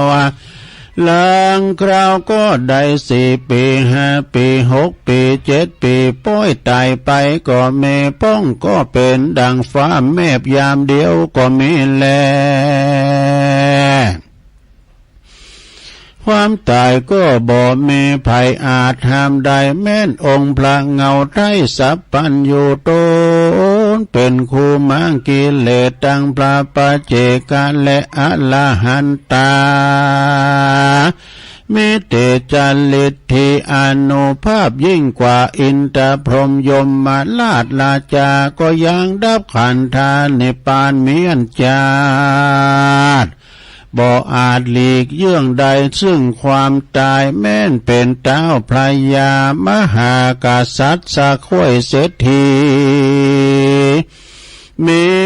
สัมปติหลายกองก่อนลิบปนเสนาต่อลวงหลายก็บ่อาจจักแลกซื้อความตายไว้ได้ เต้าเว้นละไว้เต้าละเต้าวาละตุมตอดไว้เป็นสาธานมัจจุลาจารแก่นกามันก็บ่เล่งนาแห่งคนใดนั่นแลพระการหนึ่งนั้นนะภัยบ่อาจกฎหมายรู้ใดยังปีเดือนวันยามตายเต้ามีแต่องค์พระมุนีนายสัมมาสัมพุทธเจ้าและอริยสงฆ์โคตรเงาอรหันตาเหตุนี้ต้านผู้มีพยาจงพิจารณาหือที่หือแม่นที่กองธรรมรู้แจ้งที่เป็นแก่นสารคือว่าสารละเข้าของใจเตตานเพื่อตัดมาเฉละทำกรรมตันเนอาณาจักใดเป็นที่อุปทา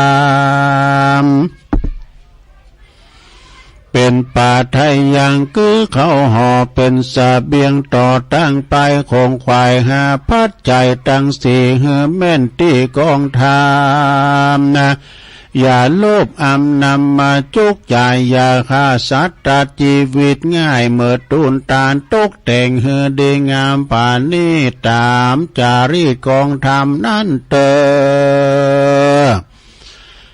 ภิกขเวดุลาภิกขุตั้งหลายกูพระตถากตรัสรู้แล้วจึงนำมายังตานากถาเตรียมเปรียบไว้ให้ท่านตั้งหลายได้สดับรับฟังว่ายังมีเมืองอันหนึ่งสุขเกษมยิ่งนักย่อมเป็นที่พักอาศัยไหลแห่งปันดิตาผู้ปัญญาไวฉลาดคือหมู่นักปราชญ์เจ้ามวลเมเป็นสุขีเตี้ยงเต้าบ่มีวันแก่เท่าแลตายเต้าว่าหนทางที่จะกฎหมาย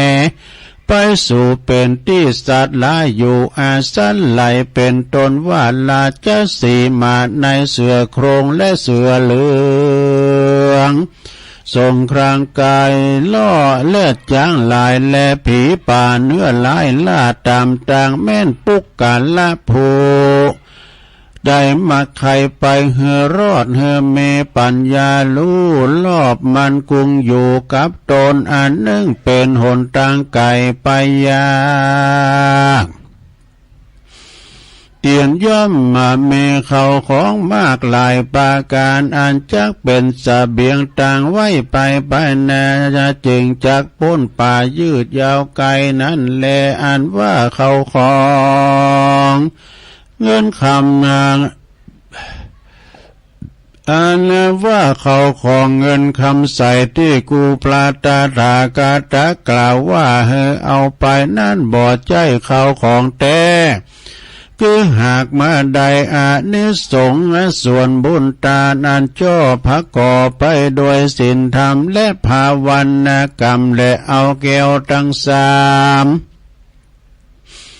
เป็นที่เปิงอาศัยหลายบทล่ำเปิงนั้นว่าพุทโธเมนะโธธัมโมเมนะโธสังโฆเมนะโธดังนี้ไปเตอผู้บ่เอาเกี่ยวตั้งสามเป็นที่เปิงอาศัยไหลก็บ่อาจจะคำตั้งไก่ย่านกวางคือว่าบ่อาจคำวัฏสงสารนั้นแลภิกขเวดุลาภิกขุตั้งหลายที่พระตถาคตกล่าวว่าเอาเขาน้ำปูจานะอาหารและเครื่องอาวุธไปกับตนกับขี่ม้าอาจารย์ในไปปันลอดจากใดจุจ่อเถิงทองนั่นเป็นตำนองเตรียมแตกวายที่แต่คือหากมาได้อานิสงส์ของทานกับต่างอานิสงส์ศีลห้าศีลแปดศีลสิบแขวเตรียมไปที่ว่าดาบกันใจดาบสั้นหลีกันใจดำแก้วสีเทียนกับตังตาสีเทียนกับตนตีเต้คือหากมาได้อานิสงส์ภาวนาพรหมวิหารละตั้งสีนั้นแล การภาวนาพรหมวิหารเมอานิสงส์11ประการตามดังพระจินนามานเตสันไว้ดังนี้สุขังสุปฏิสุขังปฏิปุญจตินะปาปะกังสุปินังปัสสติมนุสสานังปิโยโหติอะมนุสสานังปิโยโหติเทวตาลขันตินาสะอากิวาวิสังวากรรมติตุวุธังจิตตังสมาติยาติมุขวันโนอาสะมลลาเห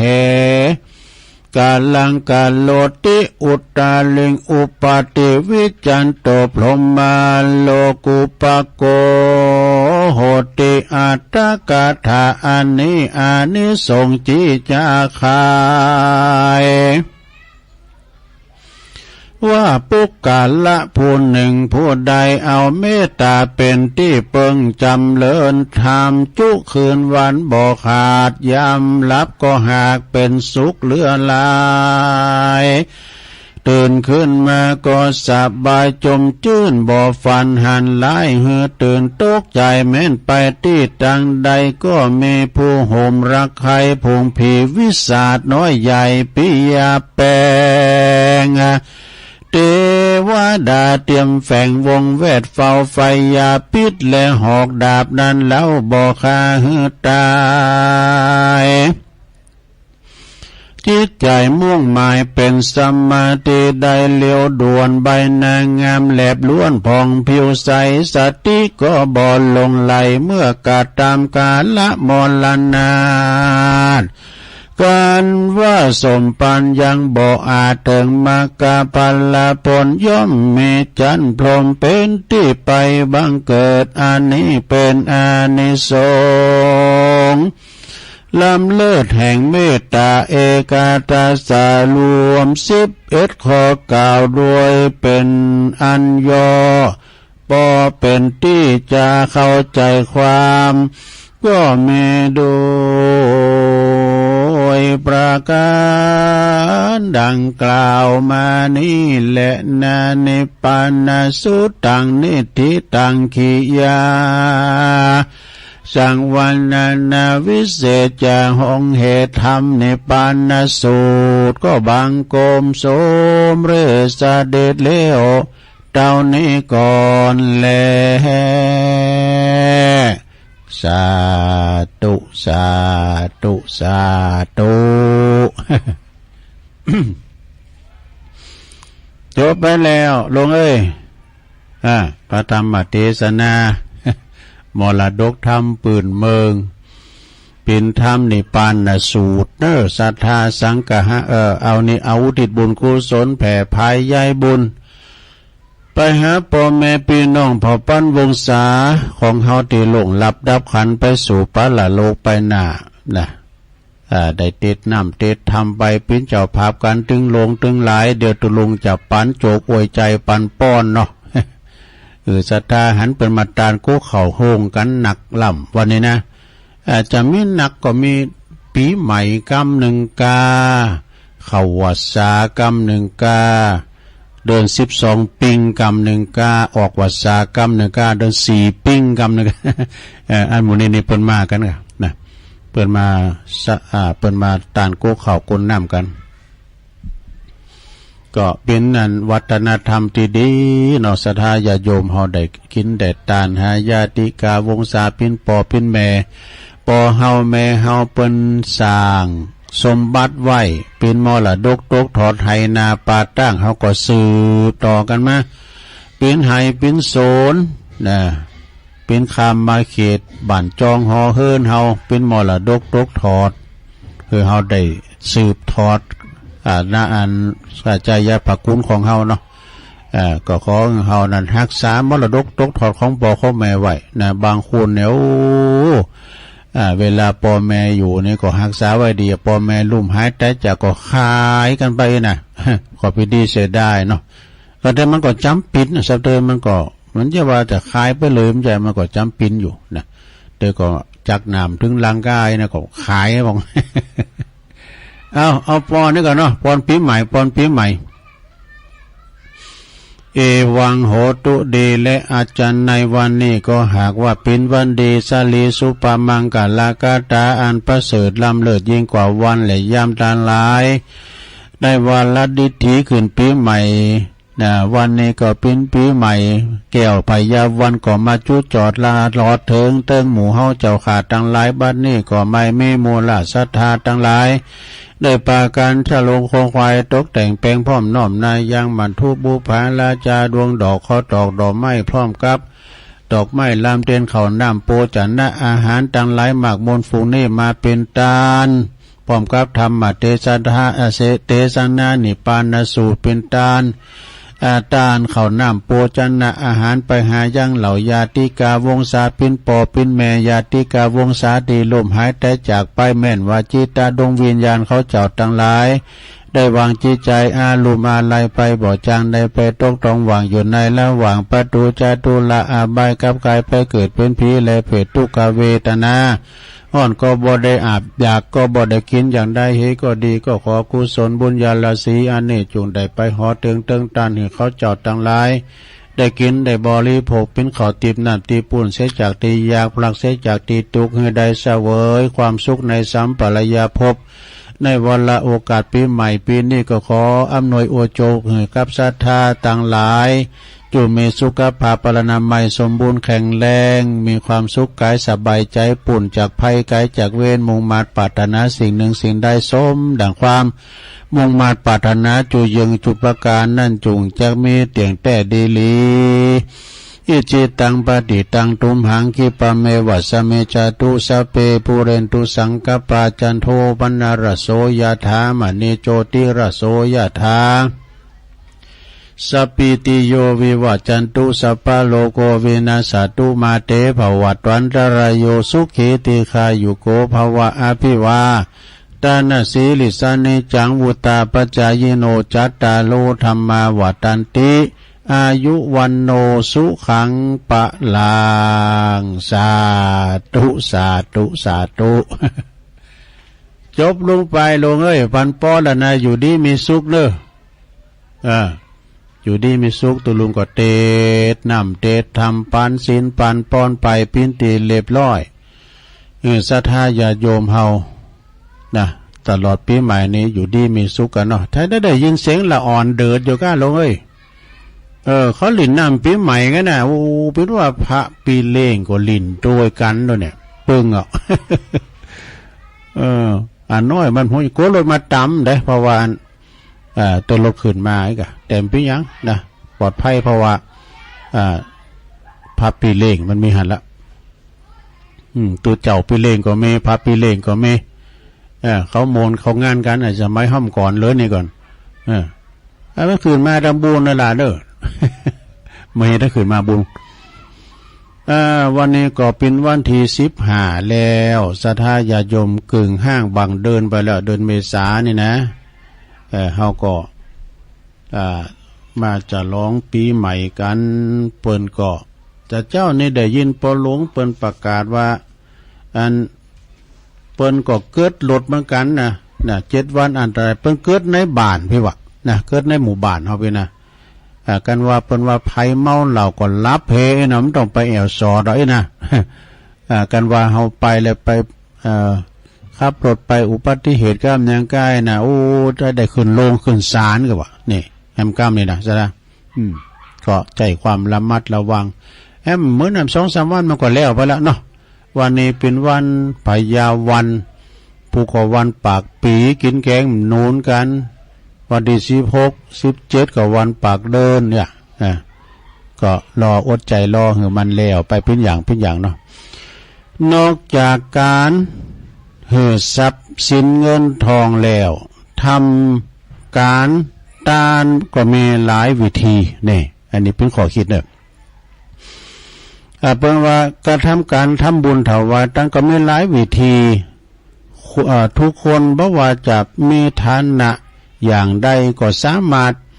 เป็นผู้ที่หือได้เสมอนี่ตามหลักการบำเพ็ญทาน10 ประการมีอย่างลำเลอ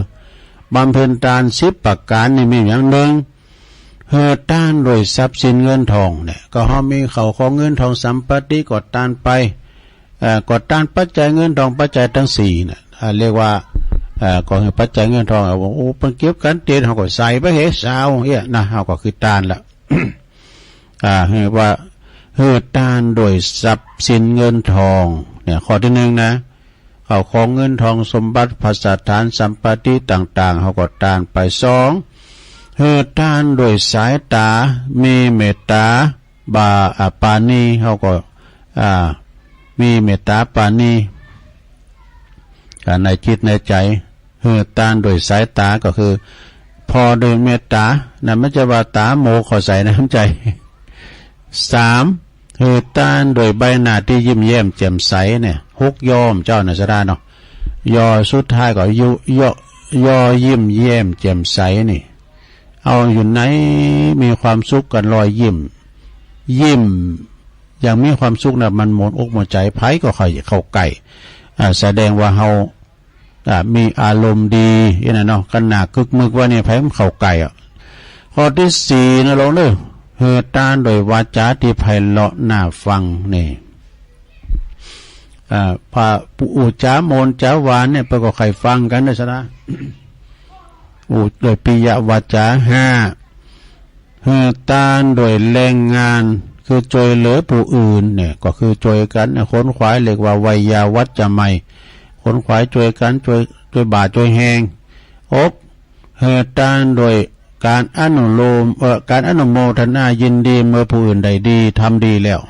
ดีแล้วนะ7เฮือต้านโดยการเฮืออาสนะตีนังเนี่ยคือตีนังอาสนะนะ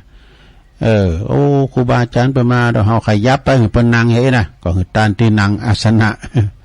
8เฮือต้านโดยการเฮือที่พักผ่อนหลับนอนเพิ่นลุกไกลมานะ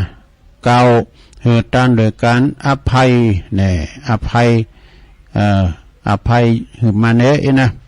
10สุดท้ายเฮือต้านโดยการเฮือธรรมะนี่ธรรมะปินตาในสัพพะทานังธรรมะทานังชินาติเปิ้นก็บอกว่าการหือปิ้นเหตุหือความสุขนะการให้เป็นเหตุแห่งความสุข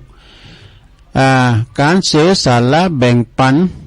สิ่งที่เฮามีหือแก่ผู้อื่นที่เปิ้นมีนะคือเป็นการฆ่าความตนีทีเหนียวคือความขี้จิเฮานะทำให้จิตใจเฮาสบายคือความตนีทีเหนียวเนี่ยก็เฮาจะปราบมาโดยการให้นะกำจัดความขี้จิก็การรักษาศีลเนาะเมื่อเฮามีปัญหาเนาะสำเร็จเฮาสำเร็จตัวเองก่อนว่าตัวเฮาเนี่ยสำรวมกายวาจาใจเรียบร้อยแล้วหรือไม่ สำรวจตัวเก่าเฮาบางทีเฮาอาจจะขี่บ่นพอกาจู่จีจุกจิกพองกาในขี่บ่นขี่จมขี่แซมพอกานะกำอูหรือว่าการแสดงออกของการสั่งปัญหาแก่ตัวเองแก่ผู้อื่นหรือไม่นะเฮาขี่จมขี่แซมหรือไม่เขาสอบนะทำเฮาสำรวจตัวเองโดยใจเป็นธรรมเพื่อความเพื่อเฮาจะได้ปรับปรุงตัวเองนะตั้งเจตนาในการรักษาศีล5ให้สมบูรณ์อย่างน้อยที่สุดก็เป็นกรอบธรรมให้เฮาบ่เบียดเบียนผู้อื่นแล้วนี่ซะละหัวใจของศีล5ความบ่เบียดเบียนตามปกติก็ให้เฮารักษาศีลก่อนเมื่อเฮารักษาศีลแล้วสมบูรณ์แล้วศีลก็เกิดขึ้นแล้วในที่สุดศีลก็จะรักษาเฮานี่แถมหน่อยนึงนะลงเด้อเพิ่นก็บอกว่าการเจริญภาวนาหรอตานก็ว่าไปแล้วศีลก็ว่าแล้วตอนนี้เอาภาวนาการเจริญภาวนาเมื่อมีปัญหาอย่าไปฟ้าวรีบร้อนที่จะแก้ปัญหาภายนอกคือตั้งสติก่อนวะนะ ตั้งสติก่อนสตาร์ทตั้งสติก่อนหยุดแปลว่าหยุดหยุดทำหยุดอุนะคือยั่งให้ก่อนหยุดทำหยุดอุหยุดคิดเนี่ยหยุดทุกสิ่งทุกอย่างไว้ก่อนกำหนดหู้ลมหายใจออกยาวๆลมหายใจเข้าออกลึกๆนะออกเข้าออกลึกๆนะมีสติมีความหูสึกตัว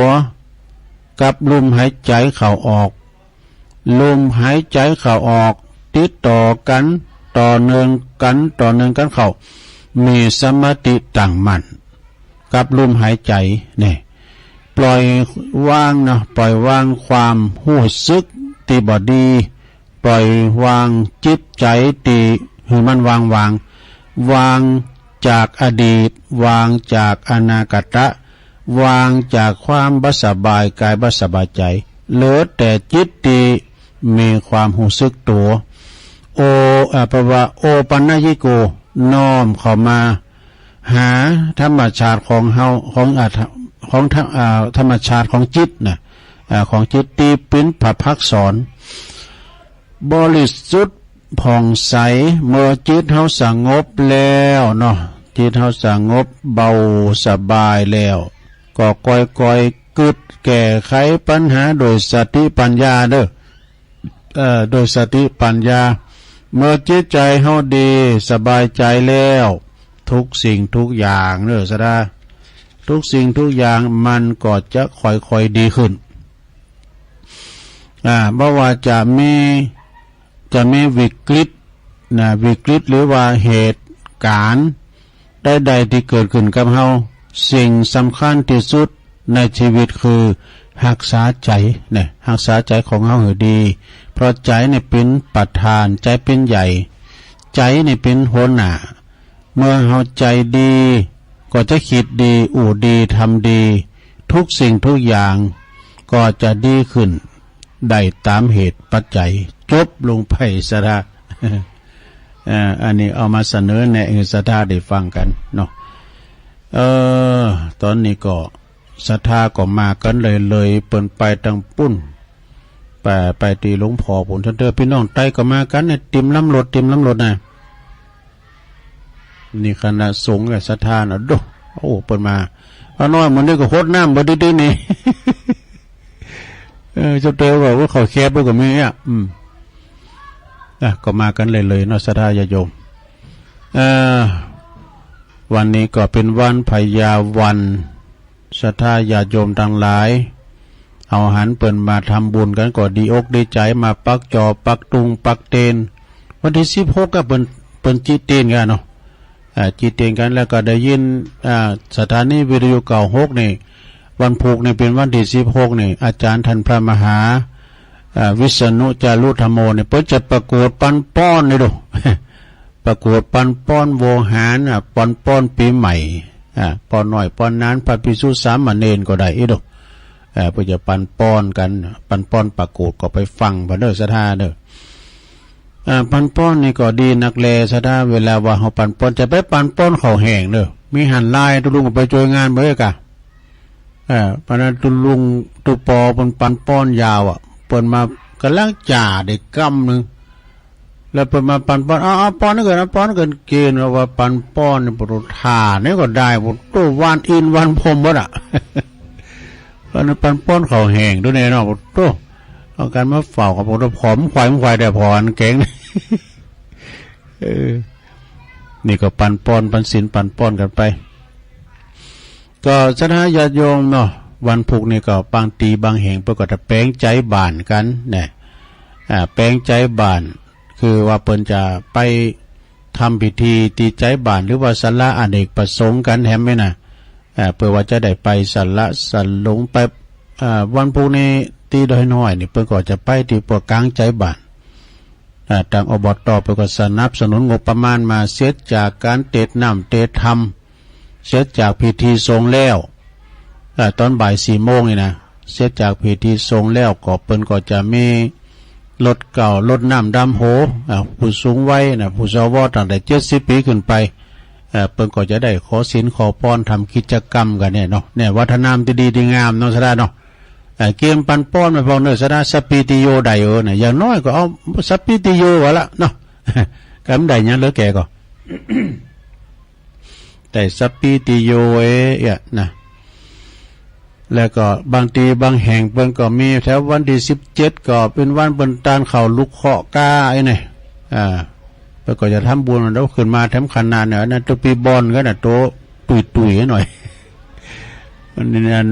ปุ่นน้องโลแห่กล้องเข้ามาเนี่ยโอ้เป็นตาดิโมนถ้าลุงอยู่หันนี่ก็ตะโมนน้ำคุ้นนี่กันเนี่ยมัน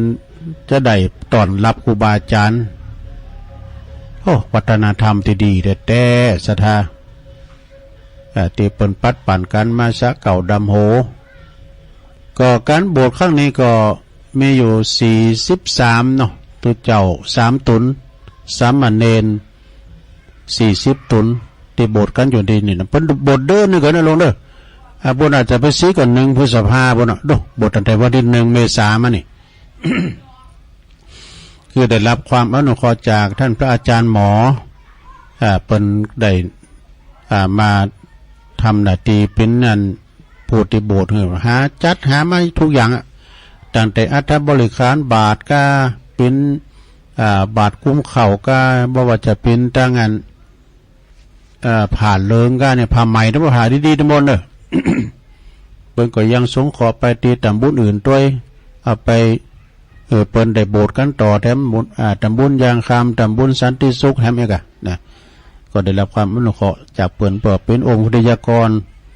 ถวายความหูกับลูกเนนด้วยลูกเนนนี่โดยมาก็มาจากปุ่นน่ะเด้อตังบุญดอยพองตังพื้นลาภเฮาก็มีสาธุเจ้าก็3ตุนด้วยกันเนี่ยกะนะอยู่ด้วยกันนี่ถึงวันเป็นอันเลิงทำอาหารเนี่ยก็ทีมงานเขาเปิ้นมีลง ทีมงานเขาเปิ้นนี่ก็แกงเข่าด้านตุ่มเข่าก้ามจังก้าเนี่ยก็มาตังตุลุนนี่ก็ตุลุนก็จะตุ่มงุ่น ตุ่มงุ่นกินเนี่ยช่วงนี้ไม่ได้ไปบิณฑบาตเพราะว่ามันจับวันนั้นปีใหม่เขา ตอนนี้ก็สถาเอานิมาวาดำกำหนึ่งกันได้แต่เนาะเอาประกาศให้หน่อยนึงว่า ข่าวสารงานบุญเนาะที่วัดฝายหินนี่ติดตั้งแห่งสถานีนี่นะเพิ่นก็จะมีการอบรมสมโภชเฉลิมฉลองสวดมนต์เจริญพระพุทธมนต์สวดมนต์ตันของพระพุทธรูปองค์เก่าองค์ใหม่องค์ที่ศรัทธาเปิ้นได้เอามาถวาย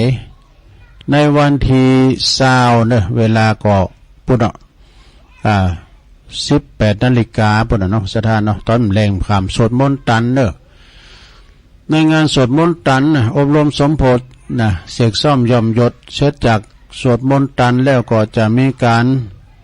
เตดน้ำเตดธรรมมรดกธรรมปืนเมืองแถม3-4ผูกด้วยกันนะเสร็จจากเตดน้ำเตดธรรมแล้วก็มีสวดเบิกแถมไหมกันมีการสวดเบิกแล้วก็ควรขอติบแถมไหมนะวัดไฟเห็นต่างอยู่ที่ไหนก็ปุ่นมชปุ่นเนอสถาเนาะตามชปุ่นโดยเมตตาบารมีธรรมอาจารย์พระครูสมุวิสุวัฒน์วรกิจโจแล้วก็ตั้งคณะสงฆ์ในวัดของเปิ้นอาจารย์สัมมักปรากฏจะได้จะร้องด้วยกันเนาะจะร้องผัดยศเปิ้น จะร้องผัดยศเปิ้นลองเจ้าอาวาสเนาะตัวปีนมเขาหลายกะตัวปีจอนนี่เขาตัวปีตะวันเขานี่เปิ้นก็จะมีการคณะสงฆ์เขาก็จะไปกันหมดเด้อคณะสงฆ์ผู้จัดรายการก็ดี ตึงเวียงป่าเป่าตึงลำปางตึงหลับปูนเจียงใหม่ด้อยหล่อพิไปกันหมดนอกสถาประสวดมนต์ตันในคืนวันที่20แล้วก็วันที่21นี่จะเป็นงานวันค่ำเนอะทรงน้ำผาดถาดก้ามสังกายนะ จากนั้นก็บอกเชิญชวนเด้อไปรวมทำบุญไปจะไปหับสังติดต่อที่ท่านพระมหาสมชาติชาตปัญโยก็ดีหรือว่าไปจะติดต่อตั้งใดก็ได้จะไปออกโครงตาลก็เนาะเปิดโครงตาลเพราะว่าต่างอาจารย์พระครูสมุวิสุวัฒน์วรกิจโจเนี่ยเปิ้นมีใจฟักใฝ่เบิ่งหลังความสำเร็จปิดทองหลังพระ ถ้าว่าครูบาอาจารย์ตนได้เปิ้นมาเปิ้นจะลิ่งสัญญาเนี่ยเปิ้นเป็นล่ำเป็นนอนเหมือนกันเนอะศรัทธาเนอะก็เปิ้นก็จะได้อำนวยความสะดวกกับครูบาอาจารย์ที่ได้มาออกรายการกันนี่นะเนาะแล้วก็หลากหลายเนอะเปิ้นครูบาอาจารย์นี่นักเทศ4 ภาคด้วยกันเนาะ อาจารย์พระครูโสพลปริยัติเขาเนี่ยแปลว่ามาออกกันตุลุงก็ติดตามฟังนะเปิ้นออกสี่ภาคกันฮะ ออกรายการกันเนี่ยนะ ฉะนั้นก็ติดตามฟังเนาะวันนี้ก็เป็นวันจันทร์นี่ศรัทธาญาติโยมเดียวกันเนอวันจันทร์วันนี้ก็จะตักตั้งลายกันสักหน่อยตั้งลายวันนี้ก็มีศรัทธาที่เปิ้นมาตักตั้งลายก่อมป้อหลายกังวีกังว่านในเปิ้นไปเยการทำงานกันนะพงตั้งมั่นอันนี้ตัวปีปุณนะพงตั้งมั่นในพวกกันเนาะตัวปีหน่อยอยู่วัดป่ายย่างวัดของหลวงปอวัดป่ายย่างครูบาวัดป่ายย่างเนาะครูบาไพจิตคุณแม่ศิรินทิพย์บุญเลิศก็ฟังจากกรุงเทพก็ชัดเจนดีฟังทางระบบอินเทอร์เน็ตเนาะแม่จันเลื่อนใสในอยู่เวงตาการ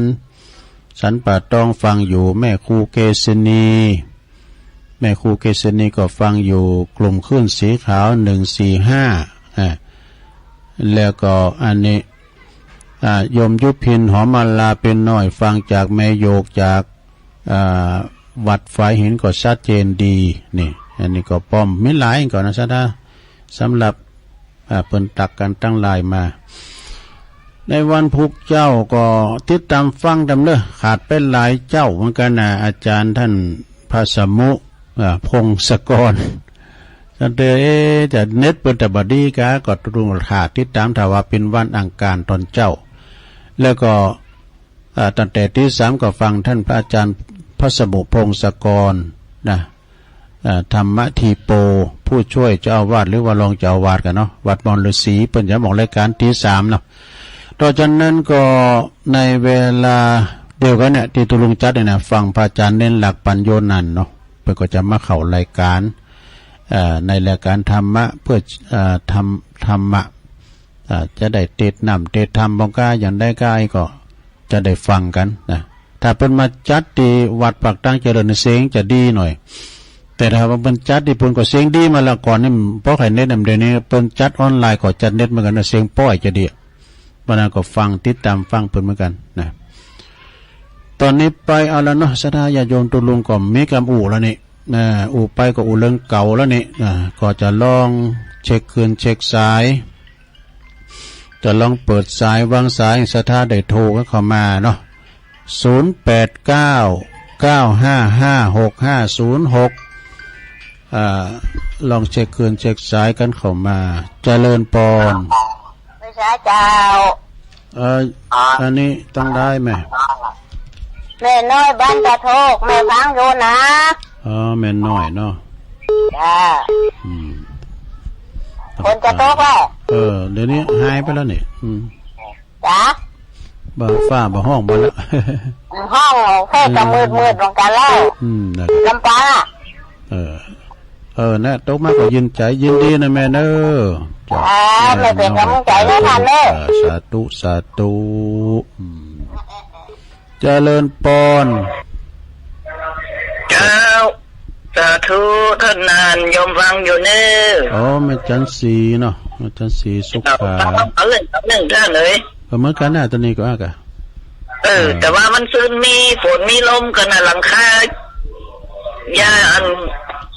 เหมือนกันตอนนี้ก็มีอยู่ตอนนี้ก็เกือบไม่ได้ตกละฟ้าตกอยู่เหมือนกันแต่เนี่ยว่าหลังคาจะเป็น9 แผ่นว่ะก็บ้านพ่อสุดดีกะอยู่ได้มีสุดแม่เนเจ้าสาอบตบนนึงแจกลูกแจกดินนะกันเวลาเกิดพายุกาวาตาภัยกาเนี่ยนายกเปิ้นแจกละแจกดินหล่อนกาแจกคือสถานที่เปิ้นประสบภัยก็ช่วยกันไปสถานมันจะมีให้กุฏินะการลุมปัด ไม่ฮักลักกูดตั้งเฮานะยังดีนะหันได้คลิปในไลน์โอ้ยเป็นดีอินดูเปิ่นลงก็ไม่นึกตูไปตูมาวันนั้นที่ไหนปุ่นก็ที่ดอยเต่าก็ฮะเนาะเปิ่นส่งคลิปมานะอันนั้นเป็นเฮ็บตกนะบ่ตกแต่ตกว่าเขาเผือเขาพ้อนอย่างเปิ่นนั้นจะเปิ่นนอนหวานเขาตอกแต่มันเม็ดใหญ่นะมองเขาตอกได้กันเนาะในเม็ดของพ่อใหญ่เก่านะมาทำจุดหนึ่งแล้วอันนี้ก็ดูแห่กองรถเหลืองก็มีรถแดงก็มีก็จะมาสู่มากันละเว้ยวันนี้นี่คือคักได้กันเนาะมันพุกมีอะไรมาดีหลวงพ่อก็เดี๋ยวจบรายการตุลุงก็จะได้ไปถวายการต้อนรับครูบาอาจารย์โดยศรัทธาญาติโยมด้วยเนาะเดี๋ยวก็พระเนรเขามาอยู่ตั้งลุมพาน้อยเขาก็หู้ซะเดี๋ยวก็อันไปลินน้ำก็พาน้อย ปล่อยเขาเนาะยามันปล่อยเขาคลายเครียดได้ป่ะเพราะว่าอันตู้ปีเล่งก็ไม่หันละนะก็ว่ามันออกมาตามถนนหนตั้งเองได้ก็มีอยู่2สายนะแม่น้อยท่าโทกแล้วก็แม่จันศรีสุขาจากแก่งโฮลินเนาะที่เพิ่นโทรเข้ามามีแล้วมีแล้วตุลุงก็จะได้ยอบยั่งเนาะจะได้ไปต้อนรับครูบาอาจารย์ ตุลุงก็ได้ดำเนินรายการมาครบ2 ชั่วโมงก็จะได้นำรายการจากลาศรัทธาไปก่อนเด้อของศรัทธาต่างหลายอยู่ดีมีสุขตลอดปีใหม่ตลอดปีตลอดไปมีความสุขกายสบายใจป่วนจากภัยกายจากเวรเด้อด้วยตัวปีบอลเขาจะไปละ คุณตุ๋ยจกดีมีใจจัตตาโลธรรมาวัตันติอายุวันโนสุขังปะลัง